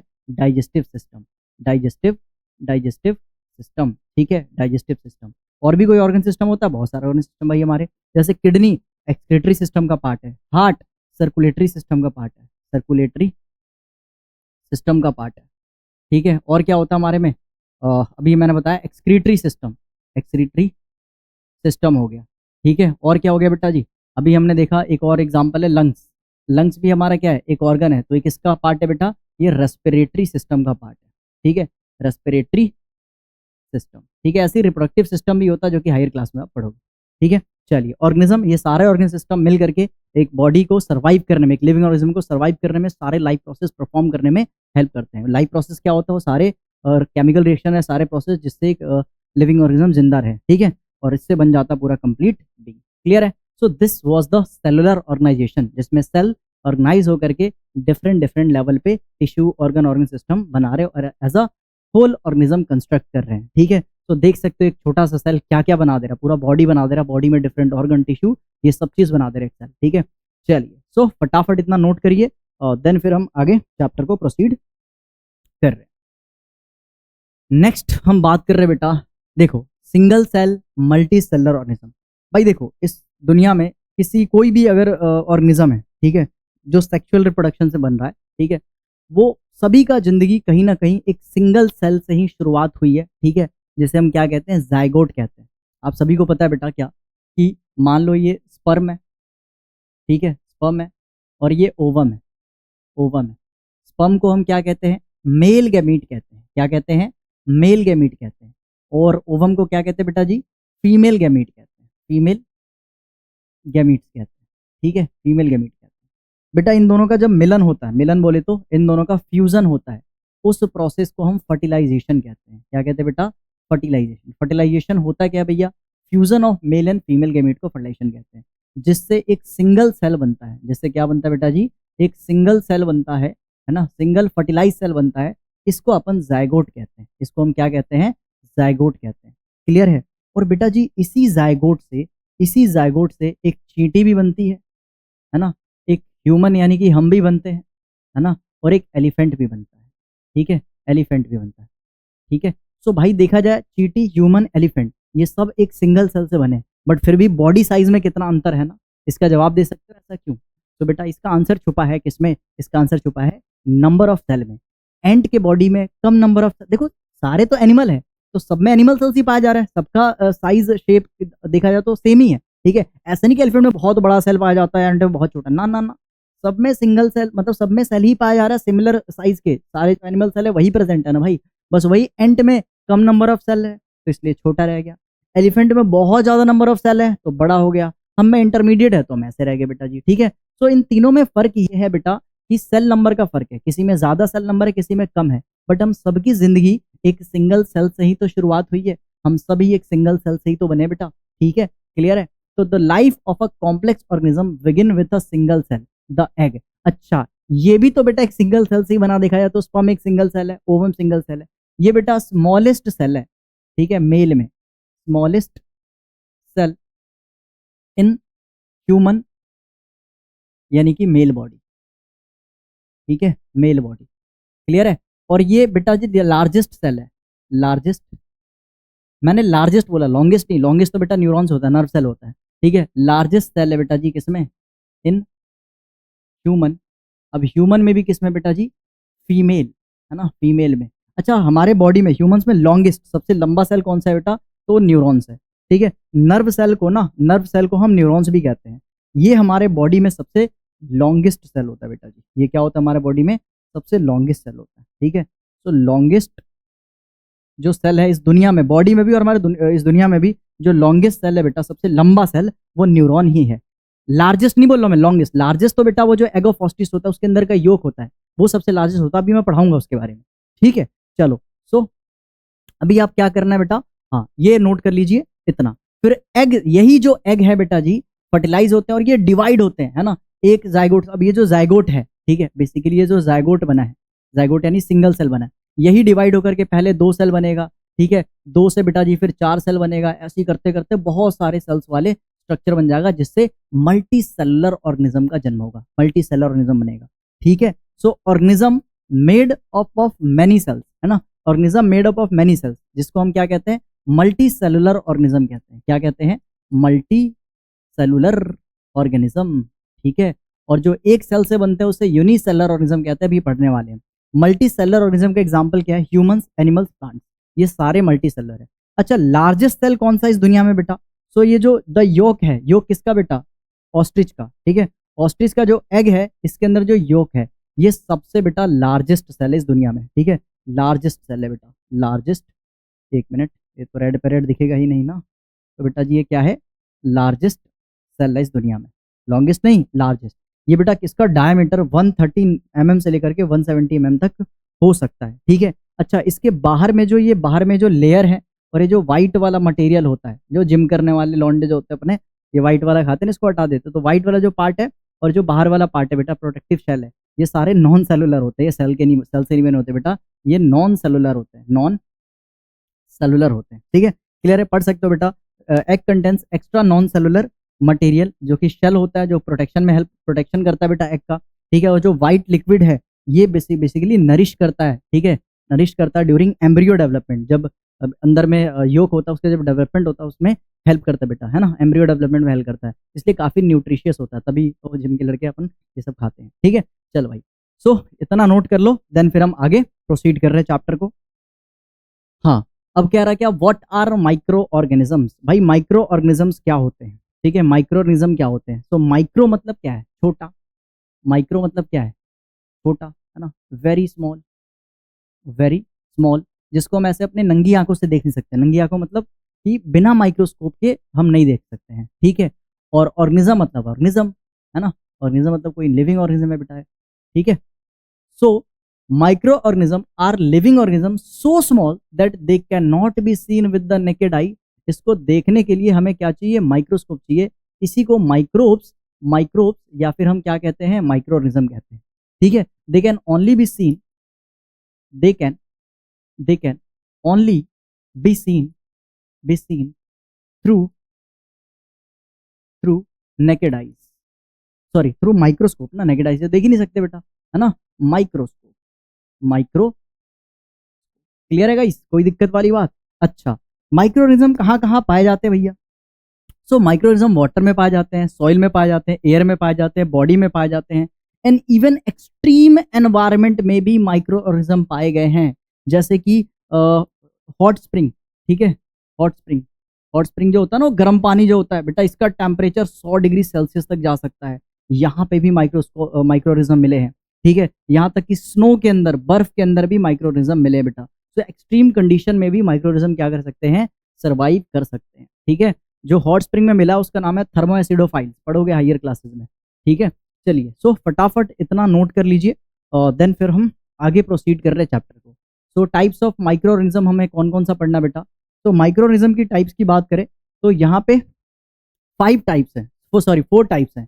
एक तो है प्रोटोजोआ, दूसरा फंगी, तीसरा एल्गी, चौथा बैक्टीरिया। भैया वो वायरस भी तो होता है, देखो यार वायरस थोड़ा कॉम्प्लिकेटेड है, उसको हम ट्रूली ऑर्गेनिज्म नहीं बोल सकते हैं। क्यों नहीं बोल सकते, क्या होता है वायरस बेटा, थोड़ा वीडियो लेक्चर में बने रहे, अभी वो भी उसका स्लाइड आने वाला है, ठीक है।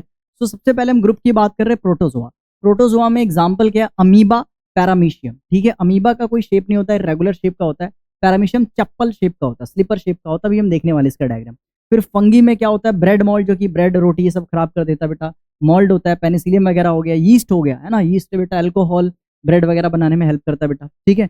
अच्छा, एल्गी में बेटा हम ग्रीन माइक्रोस्कोपिक एल्गी देखेंगे, क्लामाइडोमोनास वगैरह देखने वाले हम, ठीक है, सबसे स्मॉलेस्ट एल्गी है। बैक्टीरिया डिफरेंट शेप के पाए जाते हैं, ये सब बेसिकली क्या है, ये सारे के सारे क्या बेटा अपने माइक्रोऑर्गेनिज्म है, ठीक है। Protozoa, fungi, algae and bacteria, ये सब क्या है बेटा, माइक्रोब्स है अपने, ठीक है। सो माइक्रोब्स के यहाँ पे हमने कुछ एग्जाम्पल देखे।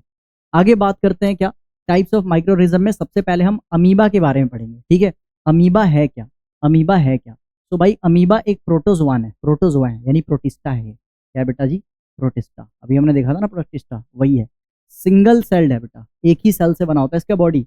Has an irregular shape, fix shape नहीं होता। ऐसे हमारा WBC होता है ना, व्हाइट ब्लड सेल्स, ऐसे कोई फिक्स शेप नहीं होता, इसका भी कोई फिक्स शेप नहीं होता बेटा। ठीक है। Can move from place to place, है ना, एक प्लेस से दूसरे प्लेस पे मूव कर सकता है। ऐसे फिंगर लाइक इसके पास ना एक्सटेंशन होता है, इसे सूडोपोडिया कहते हैं। ठीक है, सूडोपोडिया। सूडोपोडिया, सूडो मतलब फॉल्स, ठीक है, पोडिया मतलब फीट, फॉल्स फीड होते हैं। फिंगर लाइक प्रोजेक्शन होता है प्लाज्मा मेम्ब्रेन, जो कि हेल्प करता है फूड को कैप्चर करने में और लोकोमोशन करने में। ठीक है। चलिए, पैरामीशियम बेटा कैसा होता है? चप्पल शेप का होता है ना, ऐसे स्लीपर शेप का होता है बेटा जी। ठीक है, स्लीपर शेप का होता है। ठीक है। और इसके बॉडी पे ना ऐसे सीलिया लगा होता है, सीलिया इसको मूवमेंट या फूड को कैप्चर करने में हेल्प करता है। तो ये भी एक प्रोटोजोआ है, सिंगल सेल्ड है, move one place to another from another place, uses specialize structure for movement. इसको हम क्या कहते हैं? सीलिया। आपके किताब में लिखा नहीं है सीलिया, बट याद कर लो, हायर क्लास में काम आएगा बेटा। ठीक है। फिर बात करते हैं फंगी। फंगी यूनिसेलर भी हो सकता है, मल्टी सेलर भी हो सकता है। एक यूनिसेलर फंगी इकलौता यीस्ट ही है बेटा, यीस्ट एक यूनिसेलर फंगी है, सिंगल सेल है बेटा। मल्टी सेलर फंगी में क्या हो सकता है? जैसे कि आपका जो खाते हो आप लोग मशरूम, ठीक है, मशरूम बेटा क्या हो गया? मल्टी सेलर हो गया। मतलब इसको तो आप ऐसे भी देख सकते हो, है ना, माइक्रोरिज्म में नहीं है मशरूम तो। ठीक है, बट फिर भी एक मोल्ड होता है, मोल्ड, है ना, वो माइक्रोस्कोपिक है बेटा, तो वो फंगी है। पेनिसिलियम वगैरह ये भी तो फंगी है। अच्छा, यीस्ट यूनिसेलर है, मोल्ड बेटा मल्टी सेलर है। अच्छा, fungal cells have cell wall. Fungal cell के पास क्या होता है बेटा? सेल वॉल होता है, बट नॉट हैव क्लोरोप्लास्ट। इनमें क्लोरोप्लास्ट नहीं होता है भैया। सेल वॉल तो है, हाँ जी भैया है, बट यहाँ पे क्लोरोप्लास्ट नहीं है। सेल वॉल प्रेजेंट है, क्लोरोप्लास्ट नहीं है। Therefore they can not make their own food by photosynthesis. ये फोटोसिंथेसिस भाई साहब नहीं कर सकते हैं। क्यों नहीं कर सकते? क्योंकि इनके पास क्लोरोप्लास्ट यानी क्लोरोफिल नहीं है। ठीक है भाई। अब बात करते हैं bacteria. Bacteria may have different shape बेटा, स्पेरिकल हो सकता है, रोड शेप हो सकता है, कॉमा शेप हो सकता है, स्पाइरल शेप भी हो सकता है, स्पाइरल शेप। ठीक है। ठीक है। सो बेटा यहाँ पे देख सकते हैं क्या कि स्पेरिकल ऐसे गोलाकार है, रॉड शेप ऐसे, जो लैक्टोबैसिलस होता है ना बेटा, ऐसे रोड रॉड शेप का होता है लैक्टोबैसिलस। ठीक है। अच्छा, कॉमा शेप ऐसा होता है, विब्रियो कहते हैं इसे। ठीक है। स्पाइरल शेप कुछ ऐसा होता है बेटा, स्पायरोलिना नहीं, वो तो एल्गी हो गया ना। ठीक है। तो स्पाइरल शेप कैसा होता है बेटा? इंपॉर्टेंट क्या है बेटा? Bacteria do not have a well defined nucleus.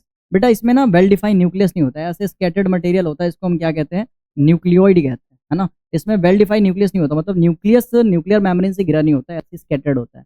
तो सराउंड बाय न्यूक्लियर मेम्ब्रेन, ये ना ही न्यूक्लियर मेम्ब्रेन से सराउंड होता है, न्यूक्लियर मेम्ब्रेन इसमें पाया नहीं जाता है। Instead they have a nucleoid region, इसको इस रीजन को हम क्या कहते हैं बेटा? न्यूक्लियोइड कहते हैं, जिसमें क्या होता है? सर्कुलर डीएनए पाया जाता है, ऐसे डीएनए वगैरह फैला होता है, पाया जाता है। ठीक है। चल भाई, तो फटाफट इतना नोट डाउन कर लो, और देन फिर हम चैप्टर को आगे प्रोसीड कर रहे हैं। ठीक है। अब देखो, यूनिसेलर वर्सेस मल्टीसेलर। जो भी ऑर्गेनिज्म है बेटा, ठीक है, जो भी ऑर्गेनिजम्स होते हैं, ठीक है, जो भी ऑर्गेनिजम्स होते हैं, उसको नंबर ऑफ सेल्स के बेसिस पे, ठीक है, on the basis of number of cells, on the on the basis of number of cells, number of cells, हम दो टाइप में क्लासीफाई कर सकते हैं। कौन कौन से टाइप में बेटा? तो हम पहला तो क्लासीफाई कर सकते हैं बेटा यूनिसेलर, और दूसरा मल्टी सेलर। यूनि मतलब होता है एक, है ना, यानी made up of one cell. Multi मतलब होता है बेटा जी मैनी, मैनी बोले तो made up of more than one cell, मतलब यहाँ पे बहुत सारे सेल से बना होता है। ठीक है।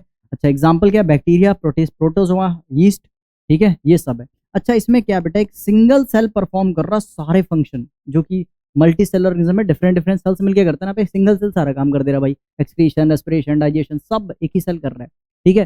प्लांट सेल, एनिमल सेल और फंगी सेल, इसमें बेटा मल्टी सेलर के एग्जाम्पल है। इसमें क्या होता है? डिफरेंट सेल डिफरेंट फंक्शन करते हैं। ठीक है। Different cells sorry, different cells perform या performing different function, different function. ठीक है। Different cells different function perform कर रहे होते हैं इसमें। क्लियर है? चलिए फटाफट इतना नोट डाउन कर लीजिए, है ना। अच्छा, ये भी है, यूनिसेलर जो ऑर्गेनिज्म होते हैं उनका रिप्रोडक्शन फास्ट होता है ना, इनका स्लो होता है, इनका बॉडी सिंपल होता है, इनका कॉम्प्लेक्स होता है ना। तो ये थोड़ा बहुत डिफरेंस है। चलो नेक्स्ट, हम आगे नेक्स्ट टॉपिक पढ़ने जा रहे हैं बेटा, वायरस। अब जरा वायरस के बारे में, ये वही वायरस है, कोरोना वायरस, याद है ना।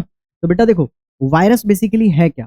तो वायरस एक अलग ही जीव है भाई। ये पहली बात, माइक्रोस्कोपिक तो है, हाँ, बट असेलुलर है, इसमें सेल्स नहीं होते हैं, सेल्स इसमें नहीं होते। असेलुलर फॉर्म ऑफ लाइफ है बेटा, है ना। ये क्या है? असेलुलर फॉर्म ऑफ लाइफ है। इसको ट्रूली लाइफ भी हम नहीं कह सकते क्योंकि ये लिविंग भी है और नॉन लिविंग भी है। Able to multiply when they enter a living cell. मान लो एक बैक्टीरिया है, अगर बैक्टीरिया के बॉडी में अगर कोई वायरस जाता है ना, तो ही ये बेटा अपना जनसंख्या बढ़ा सकता है, तो ही अपना जनसंख्या क्या कर सकता है, बढ़ा सकता है। मतलब रिप्रोडक्शन या जिंदा जब ही होगा जब किसी लिविंग होस्ट के अंदर होगा, लिविंग होस्ट के अंदर होता। अब लिविंग होस्ट उसका एनिमल हो सकता है, प्लांट हो सकता है, एनिमल हो सकता है, प्लांट हो सकता है ना, या फिर कोई अदर बैक्टीरिया हो सकता है, ठीक है, बैक्टीरिया हो सकता है। तो जब भी लिविंग होस्ट के अंदर जाता वायरस तभी मल्टीप्लाई करता, तभी जिंदा रहता है। यानी लिविंग किसी होस्ट के अंदर होता है। बट वही अगर बाहर ऐसी एटमॉस्फेयर में पड़ा हुआ है, ठीक है, ये जो वायरस है अगर बाहर ऐसी किसी एटमॉस्फेयर में पड़ा है तो बेटा क्या होता है, डेड होता है, ठीक है, डेड होता है, क्रिस्टल के फॉर्म में होता है, बाहर में क्रिस्टल के फॉर्म में होता है, यानी डेड होता है। तो होस्ट लिविंग बॉडी के बाहर डेड है, लिविंग बॉडी के अंदर आती क्या हो जाएगा, जिंदा हो जाएगा। तो ये तो जिंदा भी है और मरा हुआ भी है, दोनों ही है, तो इसलिए इसको ट्रूली फॉर्म ऑफ लाइफ नहीं कहते हम, ठीक है। तो ये है capable of infecting plants, animal, bacteria, सबको इन्फेक्ट कर सकता है। समटाइम डिजीज कॉजिंग होता है, sometimes most of the time तो डिजीज कॉजिंग होता है। Virus are microscopic but acellular unlike the cellular organism, ठीक है। तो इसलिए इसको ट्रूली हम लिविंग नहीं कह सकते, ठीक है। तो ये वायरस एक थोड़ा स्पेशल केस था जिसको हमने अलग से पढ़ लिया। इसका एग्जाम्पल क्या है बेटा, अभी आपने कोविड-19 कोरोना वायरस, ठीक है, जिससे कोविड-19 हो रहा था, कोरोना वायरस इसका एग्जाम्पल हो गया, कोरोना वायरस हो गया, एचआईवी वायरस हो गया बेटा, है ना, human immunodeficiency virus, HIV virus हो गया। और इबोला वायरस के बारे में भी आपने बहुत सुना होगा, ठीक है। कोल्ड, जो कोल्ड होता है अपने को, कॉमन कोल्ड होता है, राइनो वायरस की वजह से होता है। किसकी वजह से, राइनो वायरस। तो राइनो वायरस क्या करता है बेटा जी, राइनो वायरस हमें कोल्ड करता है, क्लियर है। तो ये सब क्या है बेटा, वायरस है, corona virus, HIV, rhino virus, ठीक है, ये सब के सब बेटा वायरस है। तो ये वायरस की एग्जाम्पल हो गया। चलिए इतना नोट कर लीजिए और देन फिर हम आगे प्रोसीड कर रहे हैं। नेक्स्ट जो टॉपिक अपना स्टार्ट होने जा रहा है बेटा, वो है micro organism as a environment cleaner. क्या माइक्रो ऑर्गेनिज्म एनवायरमेंट साफ करने का काम करते हैं, साफ सफाई वाला काम है इनका, बिल्कुल भाई। ये नहीं होता तो प्लेनेट हमारा इतना गंदा हो जाता, बदबू आने लगती प्लेनेट से भाई, ठीक है। So micro organism such as bacteria, fungi, ये क्या होते हैं बेटा, डिकम्पोजर्स कहते हैं इन्हें हम क्या कहते हैं, डीकम्पोजर्स कहते हैं। क्यों कहते हैं डीकम्पोजर्स, क्योंकि बेटा ये ब्रेक डाउन करते हैं प्लांट और एनिमल वेस्ट को इनटू सिंपलर सब्सटेंसेस। इस प्रोसेस को डिकम्पोजिशन कहते हैं। डिकम्पोजिशन क्या होता है, ऐसा प्रोसेस में कॉम्प्लेक्स सब्सटेंस को सिंपलर सब्सटेंस में तोड़ दिया जाए और उसको सॉल्बलाइज करके मिट्टी में मिला दिया जाए, ठीक है, मिट्टी बना दिया जाए, तो इसके डिकम्पोजिशन कहते हैं। यानी डिकम्पोजिशन है क्या, ब्रेकडाउन ऑफ कॉम्प्लेक्स सब्सटेंसेस, ठीक है, in dead plants and animal and waste into the simpler substances. Complex substance को सिंपलर सब्सटेंस में कन्वर्ट करते हैं बाई माइक्रो ऑर्गेनिज्म, इसको हम क्या कहते हैं, डीकम्पोजिशन कहते हैं, ठीक है। अब जरा फ्लो चार्ट में समझ लो गाइस, क्या है बेटा फ्लो चार्ट में, कि जो भी प्लांट और एनिमल वेस्ट होता है, ठीक है, उसको कुछ माइक्रोब्स ऐसे कि बैक्टीरिया और फंगी इसको डिकम्पोज कर देते हैं, ब्रेक डाउन कर देते हैं, ठीक है, कॉम्प्लेक्स सब्सटेंस को किसमें, सिंपलर सब्सटेंस में, जो कि न्यूट्रिएंट्स के लिए, जो कि सॉइल के लिए काफी न्यूट्रिटिव होता है, ठीक है, सिंपलर न्यूट्रिएंट रिच सब्सटेंस होते हैं जो बेटा nutrients return to the soil. अब ये क्योंकि सॉइल में हो रहा है डिकम्पोजिशन, तो सॉइल को वापस सारा न्यूट्रिएंट्स मिल जा रहा है जिससे प्लांट का ग्रोथ बेटर हो पाएगा, ठीक है। सो ये फायदा है बेटा डिकम्पोजिशन का। बेटा दो फायदे है डिकम्पोजिशन का, पहला क्या है, एक तरह से वेस्ट क्लीन कर रहा है ना, ठीक है, एक तरह से क्या कर रहा है बेटा, डिकम्पोजिशन के दो फायदे हैं। एक तो वेस्ट को क्लीन कर रहा है बेटा, है ना, वेस्ट रिमूवल, है ना, रिमूवल, वेस्ट रिमूव कर रहा है या फिर क्लीन करने का काम कर रहा है। और दूसरा सॉइल का फर्टिलिटी बढ़ा रहा है ना, सॉइल में न्यूट्रिशन, है ना, न्यूट्रिएंट्स बढ़ा रहा है, न्यूट्रिएंट्स बढ़ा रहा है, यानी कि फर्टिलिटी बढ़ा रहा है सॉइल की, है ना। फर्टिलिटी समझते हो ना क्या होता है, उपज, उपजाऊ बना रहा है, उपज क्षमता बढ़ा रहा है ताकि क्रॉप डेवलपमेंट अच्छे से हो पाए, बढ़िया फसल हो, ठीक है भाई। चलो इतना फटाफट नोट डाउन कर लो, देन फिर हम आगे प्रोसीड कर रहे हैं, ठीक है। नेक्स्ट टॉपिक है बेटा कि आप ना कभी भी एक ना मतलब जो भी पॉन्ड है, तालाब है, या कोई गंदा पानी है, स्टेगनेंट वाटर है, ठहरा हुआ पानी है, वहां से निकालो पानी, ठीक है, और एक जो गीला सॉइल है ना उसको उठाओ, दोनों को ऑब्जर्व करोगे ना तो कुछ ना कुछ आप ऑर्गेनिज्म देखोगे उसके अंदर, इसको हम माइक्रो ऑर्गेनिज्म कहते हैं, मूव करते हुए, ठीक है। अब जो सबसे पहले पॉन्ड यानी कि जो वाटर से आपने सैंपल निकाला है, ठीक है, वाटर से, है ना, एक्वाटिक वाला जो सैंपल निकाला आपने, एक्वाटिक वाला, उसमें आपको क्या मिलेगा, अमीबा, अभी पढ़ा था ना अमीबा, प्रोटोजोआ होता है, सिंगल सेल होता है, मूविंग होता है, इरेगुलर शेप का होता है, ऐसा स्ट्रक्चर है इसका। पैरामीशियम प्रोटोजोआ होता है, भी देखो चप्पल शेप का स्ट्रक्चर बेटा, इसके साइड साइड में जो नजर आ रहे हैं ऐसे कांटे कांटे, ये क्या होता है, सीलिया होता है, ठीक है। सिंगल सेल होता है, ये भी move from one place to another place, movement takes place with the help of specialized structure. क्या है वो स्ट्रक्चर, सीलिया है, नाम नहीं दिया आपके किताब में, बट फिर भी याद कर लो ना, एक छोटा सा ही तो वर्ड है, क्या दिक्कत है। फिर एल्गी, एल्गी भी बेटा वाटर बॉडी से पाए जाते हैं। ग्रीन एल्गी है, कौन सा ग्रीन एल्गी है, इसका एग्जाम्पल, इसका नाम तो नहीं दिया एनसीईआरटी में, बता दे रहा हूँ मैं, क्लेमाइडोमोनास है, ठीक है, क्लेमाइडो, क्लेमाइडो मोनास नाम है इसका, ठीक है। ये बेटा एक तरह से माइक्रोस्कोपिक है, ठीक है, और यूनिसेलुलर है, यूनिसेलुलर है प्लस माइक्रोस्कोपिक है, ऑफ कोर्स माइक्रोस्कोपिक ही है, तभी पढ़ रहे हैं हम, ठीक है, माइक्रोस्कोपिक है। और बेटा ये मोटाइल है, ये क्या है, मोटाइल है। मोटाइल है मतलब ये मूवमेंट शो करता है, चल फिर सकता है, तैर सकता है मस्त पानी में। अच्छा, मोटाइल क्यों है, क्योंकि अंदर, इसके अंदर भी एक स्पेशलाइज्ड, एक स्पेशल स्ट्रक्चर पाया जाता है, इसको जैसे हम क्या कहते हैं बेटा, फ्लैजिला कहते हैं, क्या कहते हैं, फ्लैजिला। हायर क्लास में पढ़ोगे इसका नाम फ्लैजिला, नाम नहीं बट बता दे रहा हूँ, फ्लैजिला नाम है इसका। किसमें हेल्प करता है बेटा फ्लैजिला, मूवमेंट में हेल्प करता है, ठीक है। तो फ्लैजिला किसमें हेल्प करता है बेटा, फ्लैजिला मूवमेंट में हेल्प करता है, फ्लैजिलेटेड है ना फ्लैजिला इसमें, ठीक है भाई। अब बात करते हैं जो अपने सॉइल सैंपल लिया था, सॉइल सस्पेंशन, ठीक है। सस्पेंशन कैसे बनेगा, सॉइल को पानी में मिला दो थोड़ा, और फिर माइक्रोस्कोप के अंदर ऑब्जर्व करोगे तो उसको सॉइल सस्पेंशन कहते हैं। तो इसमें आपको पहले फंगी मिलेगा, ब्रेड मोल्ड, जो ब्रेड खराब करता है ना, ब्रांच फिलामेंट स्ट्रक्चर है, विदाउट क्लोरोफिल है, ठीक है, सैक लाइक स्ट्रक्चर, ऐसे सैक लाइक स्ट्रक्चर है ऊपर में ऐसे गोला सा, ठीक है। फिर माउल्ड फंगी होता है, ब्रांच फिलामेंट है, विदाउट क्लोरोफिल है, हैविंग ब्रश लाइक, देख सकते हो ब्रश लाइक स्ट्रक्चर है यहाँ पे, ठीक है। अच्छा, फिर आया था बेटा एल्गी, यहाँ भी पाया जा सकता है, स्फेरिकल होता है प्रेजेंट, क्योंकि स्फेरिकल और उसमें क्लोरोफिल पाया जाता है, ग्रीन पिगमेंट पाया जाता है, यानी कि ये फोटोसिंथेसिस कर सकते हैं, क्या कर सकते हैं, फोटोसिंथेसिस कर सकते हैं भाई मेरे, फोटोसिंथेसिस कर सकते हैं, क्लियर है, कोई दिक्कत वाली बात। चलिए अब बात करते हैं फिर बैक्टीरिया, बैक्टीरिया भी पाया जा सकता है, पाया जा सकता है क्या, पाया जाता है। अच्छा, बैक्टीरिया बेटा चार शेप का होता है, स्फेरिकल, ये रहा पहला स्फेरिकल, ठीक है, दूसरा कॉमा शेप का हो गया, तीसरा नहीं, तीसरा तो यहाँ पे ये है, रॉड शेप दे रखा है, ठीक है, ये रहा तीसरा, तीसरा आपका स्पाइरल है, ये रहा स्पाइरल, और चौथा ये रहा रॉड शेप का, ठीक है, रॉड शेप का, तो यहाँ पे नाम भी दे रखा है इसका शेप का। One long hair like structure पाया जा सकता है, many many small hair like projection भी पाया जा सकता है अराउंड द सेल, किसी किसी के आसपास ना ऐसे हेयर लाइक स्ट्रक्चर भी पाया जा सकता है, ठीक है, जो कि मूवमेंट वगैरह में हेल्प करता है बैक्टीरिया के भी। चलो सो फटाफट इतना नोट डाउन करो इस टेबल को, बहुत इंपॉर्टेंट टेबल है, देन फिर हम आगे चैप्टर को प्रोसीड कर रहे हैं। अब हमारा जो बचा है इस चैप्टर में, वो बचा है कि क्या माइक्रो ऑर्गेनिज्म क्लीनिंग के अलावा और भी हमारे हेल्प में आ सकते हैं, और भी हमारे लिए फ़ायदेमंद हो सकते हैं। बिल्कुल भाई, और भी काफ़ी सारे काम आ सकते हैं हमारे जो माइक्रो ऑर्गेनिज्म होते हैं, उसके यूजेस देख ले रहे हैं माइक्रो ऑर्गेनिज्म के, ठीक है। चलिए शुरू करते हैं बेटा। सो माइक्रोब्स, ठीक है, microbes in service to life, है ना, हमें क्या फ़ायदा पहुंचा रहे माइक्रोब्स, यानी एडवांटेज देखने जा रहे हैं बेसिकली माइक्रोब्स का, ठीक है। सो सबसे पहला हम कहाँ पे स्टार्ट कर रहे हैं, कहीं से भी स्टार्ट कर लो बेटा, जैसे कि माइक्रोब्स की हम बात करें बेटा, तो ये रहा, मैन्योर फॉर्मेशन कराते हैं, ठीक है। कैसे मैन्योर फॉर्मेशन कराते हैं, तो बेटा आप ना कोई भी प्लांट वेस्ट या एनिमल वेस्ट, एक्सक्रीटा वगैरह, डंक वगैरह रख दो, मिट्टी में मिला दो, ठीक है, तो कुछ दिन बाद ना डार्क कलर का एक सब्सटेंस बन जाता है, जिसको हम क्या कहते हैं, मैन्योर कहते हैं, जो कि हाईली न्यूट्रिटिव होता है सॉइल के लिए, सॉइल की फर्टिलिटी बढ़ाता है, क्लियर है। सो प्लांट एंड एनिमल जो मैटर होता है, ठीक है, जो ऑर्गेनिक वेस्ट होता है, उसको डिकम्पोज करते हैं बेटा, है ना, और डिकम्पोज कौन करते हैं बेटा, बैक्टीरिया हो गया, अर्थवॉर्म हो गया, फंगी हो गया, ये सब डिकम्पोज करते हैं, ठीक है, जिससे क्या बनता है, मैन्योर बनता है, ठीक है। Breaking down materials, humus rich soil और न्यूट्रिएंट डेंस फर्टिलाइजर्स, बेसिकली क्या होता है यहाँ पे कि जो मैन्योर है ना, काफ़ी ज़्यादा क्या होता है, न्यूट्रिटिव होता है, जो कि सॉइल की फर्टिलिटी बढ़ाता है, और किस में हेल्प करता है, तो भाई, और यहाँ पे राइजोबियम नाम का एक बैक्टीरिया है, बहुत इंपॉर्टेंट है, राइजोबियम नाम का बैक्टीरिया है जो नाइट्रोजन फिक्सेशन करता है।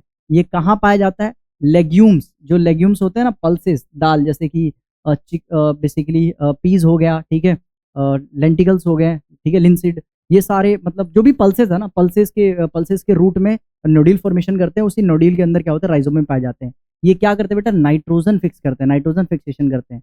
ये न्यूट्रिएंट्स डेंस नेचुरल फर्टिलाइजर्स की तरह काम करते हैं, मिट्टी को नाइट्रोजन देते हैं।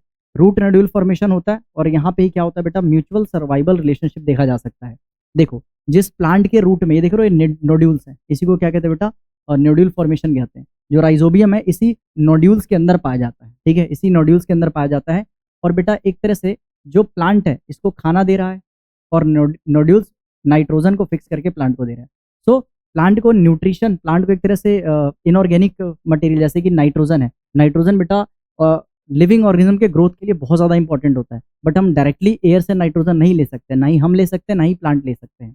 तो बेटा कौन लेता है, कौन इसको सोल्यूबल फॉर्म में बनाता है, तो एक बैक्टीरिया है राइजोबियम, और भी कुछ नाइट्रोजन फिक्सिंग बैक्टीरिया होते हैं, वो एटमॉस्फेरिक नाइट्रोजन को सोल्युबलाइज फॉर्म, या एक तरह से ऐसे फॉर्म में कन्वर्ट कर देते हैं मिट्टी में जो कि प्लांट एब्जॉर्ब कर सकते हैं, एब्जॉर्बेबल फॉर्म में कन्वर्ट कर देते हैं। इस प्रोसेस को नाइट्रोजन फिक्सेशन कहते हैं, ठीक है। और यहाँ पे जो राइजोबियम है वो बेसिकली लेग्यूम प्लांट, जो दाल वाले प्लांट होते हैं उनके रूट में पाया जाता है, ऐसे नोड्यूल फॉर्मेशन करके रखते हैं, ठीक है। और यहाँ पे नाइट्रोजन फिक्स करते हैं। तो ये प्लांट को नाइट्रोजन दे रहे हैं, बदले में प्लांट इनको क्या दे रहा है, फूड दे रहा है। तो दोनों का फायदा हो रहा है ना, इसी को म्यूचुअल सर्वाइवल रिलेशनशिप कहते हैं, ठीक है, म्यूचुअल सर्वाइवल रिलेशनशिप कहते हैं। क्लियर है, कोई दिक्कत वाली बात?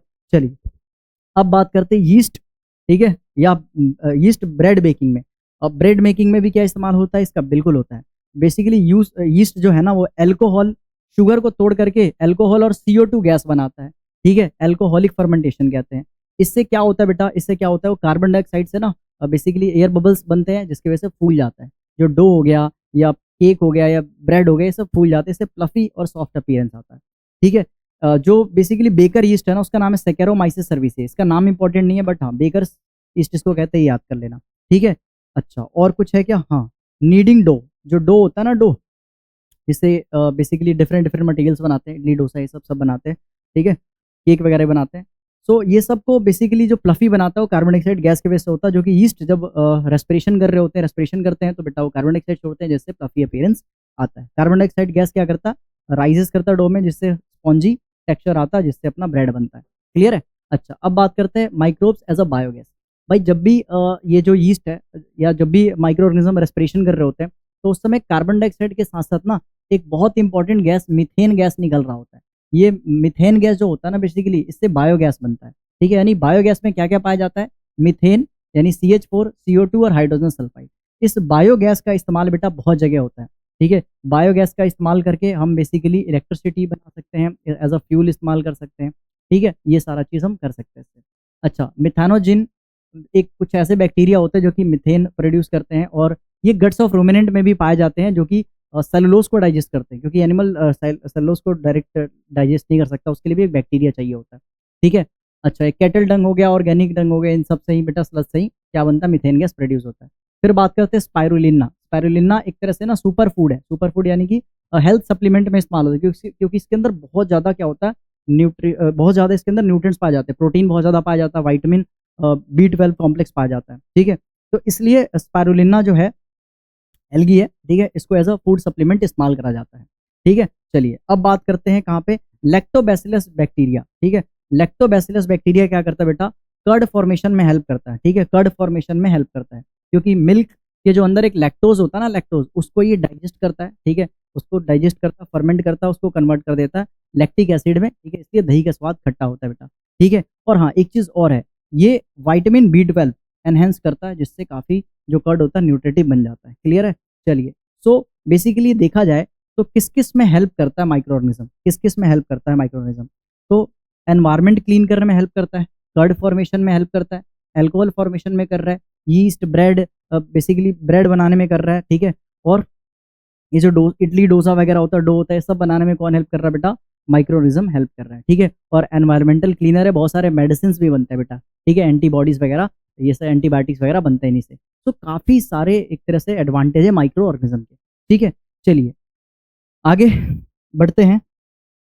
Next, why is the cell called the basic unit of life. भाई सेल को बेसिक यूनिट ऑफ लाइफ क्यों कहते हैं? क्योंकि यार ऑल ऑर्गेनिज्म किससे बना हुआ है, एक या एक से अधिक सेल से, मतलब सेल्स ही बना हुआ है। Cells contain components needed to perform life process. जो भी केमिकल रिएक्शन है, जो भी लाइफ प्रोसेस है, सब सेल के अंदर हो रहा है। तीसरा, in multi cell organism cell perform specialize function. Particular cell का पर्टिकुलर काम होगा, ठीक है। जैसे कि डाइजेस्टिव सिस्टम में जो सेल है उसका डाइजेशन का काम होगा, हमारे आई में जो सेल है उनका देखने में हेल्प करते हैं बेटा। तो अलग अलग जगह अलग अलग लोकेशन पे अलग अलग काम है सेल्स के, ठीक है। यूनिसेल ऑर्गेनिज्म में एक ही सेल सारा फंक्शन कर रहा है, तो इसलिए कहते हैं जो सेल है बेटा, सेल है बेसिक यूनिट है लाइफ के, क्योंकि लाइफ को सस्टेन करने के लिए, बनाने के लिए भी और फंक्शन करने के लिए भी कौन चाहिए, सेल चाहिए। तो सेल बेसिकली स्ट्रक्चरल और फंक्शनल यूनिट होता है लाइफ का, ठीक है। चलिए फटाफट इतना नोट डाउन कर लीजिए। माइक्रो एल्गी जो होता है ना, एक तरह से माइक्रोस्कोपिक प्लांट लाइक स्ट्रक्चर होता है, ठीक है, जो वाटर, सॉइल, एयर सब में पाया जाता है। और ये बेटा फोटोसिंथेसिस करता है, क्योंकि इनके पास अपना क्लोरोफिल होता है। आप मानोगे नहीं, more than 50% of oxygen production कौन कर रहा है, एल्गी कर रहा है। बट हम सारा श्रेय किसको देते हैं, प्लांट को। ऐसा नहीं है बेटा, एल्गी भी most of the oxygen formation कराते हैं। अच्छा यहाँ पे कुछ 3 एल्गी हैं, स्पायरुलिना, क्लोरे क्लोरेला और डायटम्स। ये जो 3 एल्गी है ना, स्पाइरुलिना, क्लोरेला, ठीक है, क्लोरेला, ठीक है, स्पाइरुलिना, क्लोरेला और डायटम्स, ये बेटा एक तरह से ना हेल्थ सप्लीमेंट में इनका इस्तेमाल होता है, ठीक है, और मेडिसिन में इस्तेमाल होता है। क्यों? इसके अंदर बहुत ज़्यादा प्रोटीन होता है और विटामिन B12 कॉम्प्लेक्स पाए जाते हैं। क्लियर है? इसलिए, ठीक है। क्यों इनका इस्तेमाल होता है बेटा? 3 रीज़न है। क्यों? क्योंकि इसके अंदर प्रोटीन बहुत ज़्यादा पाया जाता है, ठीक है, इसके अंदर प्रोटीन बहुत ज़्यादा पाया जाता है, ठीक है, प्रोटीन पाया जाता है इनके अंदर, और क्या पाया जाता है बेटा? विटामिन B12 कॉम्प्लेक्स इसके अंदर पाया जाता है, ठीक है, इसलिए इसका इस्तेमाल एज अ हेल्थ या फूड सप्लीमेंट करा जाता है, ठीक है। अब बात करते हैं micro algae also help in cleaning water और एज अ बायोफ्यूल भी इस्तेमाल होता है, ठीक है। बट पोल्यूशन, क्लाइमेट चेंज है ना, हैबिटेट डिस्ट्रक्शन, इन सब से क्या हो रहा है, जो माइक्रो एल्गी है इनके डाइवर्सिटी और अबंडेंस में खतरा आ रहा है भाई साहब, ठीक है। सो इसलिए इंपॉर्टेंट इनको कंजर्व करना, ठीक है, प्रोटेक्ट करना, सो दैट हमारे पृथ्वी पे ऑक्सीजन का बैलेंस गड़बड़ ना हो, ठीक है। अब जरा बात करते हैं क्या की कंट्रीब्यूशन क्या है ये जो माइक्रो एल्गेन का, ऑक्सीजन प्रोड्यूस करते हैं, रिच इन न्यूट्रिएंट्स होते हैं, ठीक है, फूड फॉर एक्वाटिक लाइफ, और एक तरह से मेडिसिन सप्लीमेंट में इस्तेमाल होता है, फूड सप्लीमेंट में, क्लीन वाटर करते हैं, मेक बायोफ्यूल, ठीक है। ये सारे फंक्शन है किसका बेटा? माइक्रो एल्गा का, ठीक है, इसलिए इंपॉर्टेंट है। अच्छा, आगे बात करते हैं ये जरा स्पाइरुलिना के बारे में। स्पाइरुलिना अभी बताया था बेटा, इसमें विटामिन B12 होता है और इसके बॉडी वेट का मोर देन 60% इसके बॉडी वेट का प्रोटीन इसमें पाया जाता है, इसलिए, और जो शुगर और फैट है बहुत ज़्यादा कम है, तो काफ़ी हाईली न्यूट्रिटिव है ना, इसलिए इसको एज अ हेल्थ या फूड सप्लीमेंट इस्तेमाल करा जाता है, ठीक है। इसको आप आजकल ना इसको इस्तेमाल करा जा रहा है बहुत ज़्यादा, उसको मतलब नेचुरली आप इसको अपने घर में भी ग्रो कर सकते हो, ठीक है। चलिए कैसे कर सकते हैं? आप एक क्लियर ग्लास टैंक लो, ठीक है, और उसको ना डायरेक्टली धूप में नहीं, थोड़ा मतलब धूप के पास रखो, बट डायरेक्टली धूप में नहीं, मॉडरेट टेम्परेचर में रखा जाता है, शेड नेट ऊपर में लगा दो, ठीक है। पॉन्ड से पानी लेके आओ और पॉन्ड से स्पाइरुलिना उसमें डाल दो, ठीक है, और उसको मिलाओ, हर 2 सप्ताह 1 सप्ताह में इसको मिक्स करो, ठीक है। 3 से 6 वीक्स के बाद स्पाइरुलिना को आप हार्वेस्ट कर सकते हो, एक तरह से पूरा प्रॉपर डेवलप हो जाता है, ठीक है। So conservation of micro alga is a good practice for ensuring food security and livelihood, ठीक है। सो आजकल भाई एज अ लाइवलीहुड भी इस्तेमाल हो रहा है स्पाइरुलिना का, ठीक है, आप भी कर सकते हो अपने घर में ये। अच्छा, अब बात करते हैं क्या, एक साइंटिस्ट के बारे में जानते हैं, ठीक है। साइंटिस्ट भाई बहुत ही ये फेमस, बहुत इंपॉर्टेंट साइंटिस्ट का नाम है, इनका नाम है आनंदा मोहन चक्रवर्ती, ठीक है। इनका 1938 से 2020 में इनकी डेथ हो गई थी बेटा, ठीक है। ये ऐसे साइंटिस्ट थे ना, इन्होंने एक पेटेंट करवाया था 1980 में, किस चीज़ का बेटा? इन्होंने पेटेंट करवाया था एक ऐसा मतलब बैक्टीरिया बनाया था इन्होंने, एक ऐसा बैक्टीरिया, ऐसे माइक्रोब्स बनाया था जो बेसिकली जो ऑयल स्पिल्स होते हैं ना उसको डाइजेस्ट कर सकता है, उसको एक तरह से डिकम्पोज कर सकता है, इससे क्या होगा, वाटर पोल्यूशन कंट्रोल करा जा सकता है, इसलिए इनका काफ़ी योगदान रहा। तो in 1971 he develop a special bacterium that could break down oil spills को ब्रेक डाउन कर सकता था, जिससे बेटा ये एनवायरनमेंट क्लीन करने में बहुत हेल्प करेगा, ठीक है। हिज डिस्कवरी रिसीव पेटेंट इन 1980, ठीक है। पेटेंट क्या होता है? कॉपीराइट होता है जो किसी पर्सन या साइंटिस्ट या रिसर्चर को दिया जाता है, ताकि उसका उनका कोई जो भी इन्वेंशन उसको कॉपी ना कर सके, ठीक है, और बिना उनके परमिशन को सेल वगैरह ना करा जा सके, ठीक है। सो इनका कंट्रीब्यूशन काफ़ी रहा एनवायरनमेंट को क्लीन करने में, ठीक है। चलो, सो इतना इस चैप्टर में था बेटा, ठीक है। एक बार इसको नोट डाउन कर लीजिए और अच्छे से इसको पढ़ लीजिएगा, ठीक है। बाकी जो भी हमने इस चैप्टर में पढ़ा है, एक बार उसको हम समराइज करने वाले हैं, पूरे चैप्टर को हम एक पेज में खत्म करने वाले हैं, ठीक है। तो रैपिड फायर रिवीजन भी आज इसी लेक्चर में हो जाएगा। सो भाई सबसे पहले इस चैप्टर में हमने क्या पढ़ा? माइक्रोनिज्म के बारे में पढ़ा, ठीक है।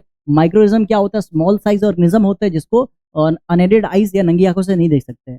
दे can live in all kind of environment, चाहे एयर हो, वाटर हो, सॉइल हो, चाहे ह्यूमन या प्लांट की बॉडी हो, extreme condition, hot spring, snow, इन सब के अंदर पाया जाता है बेटा, ठीक है। 2 पॉइंट हो गया। तीसरा, दे इधर यूनिसेलर मल्टी सेलर भी हो सकते हैं बेटा। बैक्टीरियन प्रोटोजोआस क्या होते हैं? मल्टी यूनिसेलर होते हैं। फंगी क्या होते हैं बेटा? मल्टी सेलर भी हो सकते हैं, यूनिसेलर फंगी का एग्जाम्पल बताओ? अभी बताया था मैंने, क्या? यीस्ट, ठीक है। Plant and animals are multicellular होते हैं बेटा। फिर हमने सेल के बारे में पढ़ा। सेल क्या होता है? बेसिक यूनिट ऑफ लाइफ होता है, स्ट्रक्चरल फंक्शन यूनिट होता है लाइफ का, क्योंकि लिविंग ऑर्गेनिज्म बना भी सेल से, सेल काम भी बॉडी में काम भी कौन कर रहा होता है? सेल, इसलिए स्ट्रक्चरल फंक्शन यूनिट होता है सेल किसका? लिविंग ऑर्गेनिज्म का। फिर बेटा the body of all living organism is made up of cell. A cell contain various component जो हेल्प करता बेटा ऑर्गेनिज्म को, ताकि सारे फंक्शन परफॉर्म कर सके फॉर देयर सर्वाइवल। सारे लाइफ प्रोसेस देखा जाए तो सेल के अंदर होता है। देन फिर हमने पढ़ा cell and their diversity. Cell बेटा different in shape and size होते हैं, ठीक है। Their shape is related to their function, जैसा काम वैसा भेस, है ना, जैसा काम वैसा इनका शेप, ठीक है। तो स्फेरिकल शेल होता है, स्पिंडल शेप के होते हैं, रेगुलर हो सकते हैं, रेक्टेंगुलर हो सकते हैं, ठीक है। डिफरेंट डिफरेंट शेप पाया जाता है क्योंकि उनके डिफरेंट डिफरेंट फंक्शन होते हैं, ठीक है। टाइप्स ऑफ माइक्रोनिज्म पढ़ा हमने। टाइप्स ऑफ माइक्रोनिज्म में कौन कौन सा देखा बेटा? बैक्टीरिया, फंगी, प्रोटोजोआ और डिफरेंट काइंड्स ऑफ माइक्रोनिज्म ने देखा, जैसे एल्गी वगैरह। बैक्टीरिया यूनिसेलर होते हैं, फंगी यूनी मल्टीसेलर दोनों हो सकते हैं, प्रोटोजोआ यूनिसेलर होता है। इसका एग्जांपल हमने क्या देखा, अमीबा देखा बेटा, ठीक है। फिर हमने वायरस के बारे में पढ़ा, वायरस भी बहुत स्मॉल होते हैं, माइक्रोऑर्गेनिज्म होते हैं, बट ये ट्रूली ऑर्गेनिज्म नहीं कह सकते क्योंकि होस्ट के बॉडी के बाहर यानी कि एनवायरमेंट में बेटा ये क्रिस्टल होते हैं यानी कि डेड होते हैं, होस्ट के अंदर आते ही जिंदा हो जाते हैं और रेप्लिकेट करने लगते हैं, रिप्रोडक्शन करने लगते हैं, अपना जनसंख्या बढ़ाने लगते हैं, ठीक है बेटा। फिर हमने देखा स्ट्रक्चर ऑफ सेल देखा, ये सेल के सबसे बाहर वाला जो स्ट्रक्चर होता है सेल मेम्ब्रेन कहते हैं, outer boundary of the cell होता है, अंदर में साइटोप्लाज्म होता है, जेली लाइक सब्सटेंस होता है इनसाइड द सेल, फिर न्यूक्लियस होता है, कंट्रोल करता है एक्टिविटी और ग्रोथ को भी कंट्रोल करता है बेटा, ठीक है। और इसी के अंदर डीएनए वगैरह पाया जाता है यानी कि जेनेटिक मटेरियल पाया जाता है इनहेरिटेंस के लिए, जो कैरेक्टर्स को पास ऑन कराता है from one generation to another या फिर पेरेंट से ऑफस्प्रिंग, ठीक है। इतना हमने पढ़ा। फिर हमने थोड़ा प्लांट सेल के बारे में पढ़ा, ये प्लांट, फंगल, बैक्टीरियल सेल, इन सब में बेटा एक एक्स्ट्रा कवरिंग होती है, इसे सेल वॉल कहते हैं, ठीक है। सेल वॉल सबसे आउटर मोस्ट कवरिंग होता है, ये प्लाज्मा मेम्ब्रेन के भी बाहर वाला होता है, सबसे अंदर प्लाज्मा मेम्ब्रेन, उसके बाहर सेल वॉल, ठीक है। Bacteria, bacteria lack a well definite nucleus, बेटा बैक्टीरिया के अंदर वेल डेफिनेट न्यूक्लियस नहीं, ऐसी स्कैटर्ड होता है और उस रीजन को न्यूक्लियोइड कहते हैं, क्या कहते हैं, न्यूक्लियोइड कहते हैं, ये हमने पढ़ा इस चैप्टर में, ठीक है। फिर हमने यूजफुल माइक्रोऑर्गेनिज्म पढ़ा, ये आप चाहो तो ऐसे समरी याद कर सकते हो, पॉइंट्स लिख सकते हो पेपर में बना करके। पहला पॉइंट हमने क्या पढ़ा बेटा, माइक्रोऑर्गेनिज्म कैन बी बेनिफिशियल और हार्मफुल भी हो सकता है। वैसे सम ऑर्गेनिज्म डिकम्पोज करता है प्लांट और एनिमल वेस्ट को, ठीक है, सिंपल सब्सटेंस में यानी क्लीन करता है एनवायरनमेंट को, तो पहला फंक्शन क्या बेटा, क्लीनिंग में, है ना। दूसरा फंक्शन किसमें बेटा, दूसरा function some microorganism reside in the root nodules में पाया जाता है, जैसे लेग्यूम्स में, सच एस पीज हो गया, बीन्स हो गया, लेंटिल्स हो गया, ठीक है। दे ट्रैप नाइट्रोजन हेयर, है ना, वहां पे सोल्यूबल फॉर्म में, एब्जॉर्बेबल फॉर्म में नाइट्रोजन रखते हैं, जो प्लांट उसको लेता है और जिससे सॉइल फर्टिलिटी, सॉइल की प्रोडक्टिविटी बढ़ती है, ठीक है। चलो यहाँ पे जो नोड्यूल्स देख रहे हो इसी के अंदर राइजोबियम नाम का बैक्टीरिया पाया जाता है, जो कि सिम्बायोटिक रिलेशनशिप शो करता है, म्यूचुअल सर्वाइवल रिलेशनशिप, दोनों को बेनिफिट होता है, प्लांट फूड देता है, ये बदले में नाइट्रोजन देता है फिक्स करके। चौथा हमने पढ़ा यीस्ट के बारे में, यीस्ट ऐसा फंगी है जो यूज करते हैं process of making bread, cake, pastries, idlis, dosas, है ना, इवन भटूरास और अल्कोहल बनाने में भी हेल्प करता है बेटा जी, ठीक है। पांचवा लैक्टोबैसिलस के बारे में पढ़ा, ये बेटा कर्ड फॉर्मेशन करता है, ठीक है, बेसिकली फर्मेंटेशन वगैरह करने में हेल्प करता है, ठीक है। सो भाई इतना सा था पूरा चैप्टर में, हमने भाई पूरा चैप्टर को वन शॉट में खत्म करा, एक रैपिड फायर रिवीजन भी करा जिसमें पूरे चैप्टर को समराइज करा वन पेज पे, ठीक है। ऐसे शॉर्ट नोट्स भी बनाया करो यार, एग्जाम टाइम पे ना रिवीजन करने में काफी हेल्प करता है, ठीक है। बाकी मैं ट्राई करूंगा एग्जाम से पहले, जो फाइनल एग्जाम्स होंगे ना उससे पहले सब चैप्टर के ऐसी रैपिड फायर रिवीजन बना दूंगा, एक पेज में पूरा चैप्टर खत्म, ठीक है। 10 मिनट या 5 मिनट का वीडियो बनेगा। अगर आपको ये लेक्चर पसंद आया होगा और अगर चाहते हैं कि आप एग्जाम से 1-2 महीना पहले ऐसे लेक्चर डालूं, आप कमेंट करके बता सकते हैं, ठीक है। बाकी यार अगर आपको ये लेक्चर थोड़ी बहुत भी अच्छी लगी होगी तो कमेंट करके जरूर बताना, इससे यार हमें मोटिवेशन मिलता है अगला लेक्चर बनाने के लिए, ठीक है। क्योंकि ऐसे यार मतलब कैमरे के सामने कोई स्टूडेंट नहीं है, पढ़ाना काफी टफ होता है, मतलब मेरे लिए तो बहुत ज्यादा टफ है क्योंकि ये कैमरा फियर है, स्टेज फियर है मेरे अंदर। एनीवेज अगर आपको लेक्चर अच्छी लगी होगी तो भाई अपने दोस्तों को जरूर शेयर करना। थैंक यू सो मच, मिलते हैं नेक्स्ट लेक्चर में, टिल देन बाय।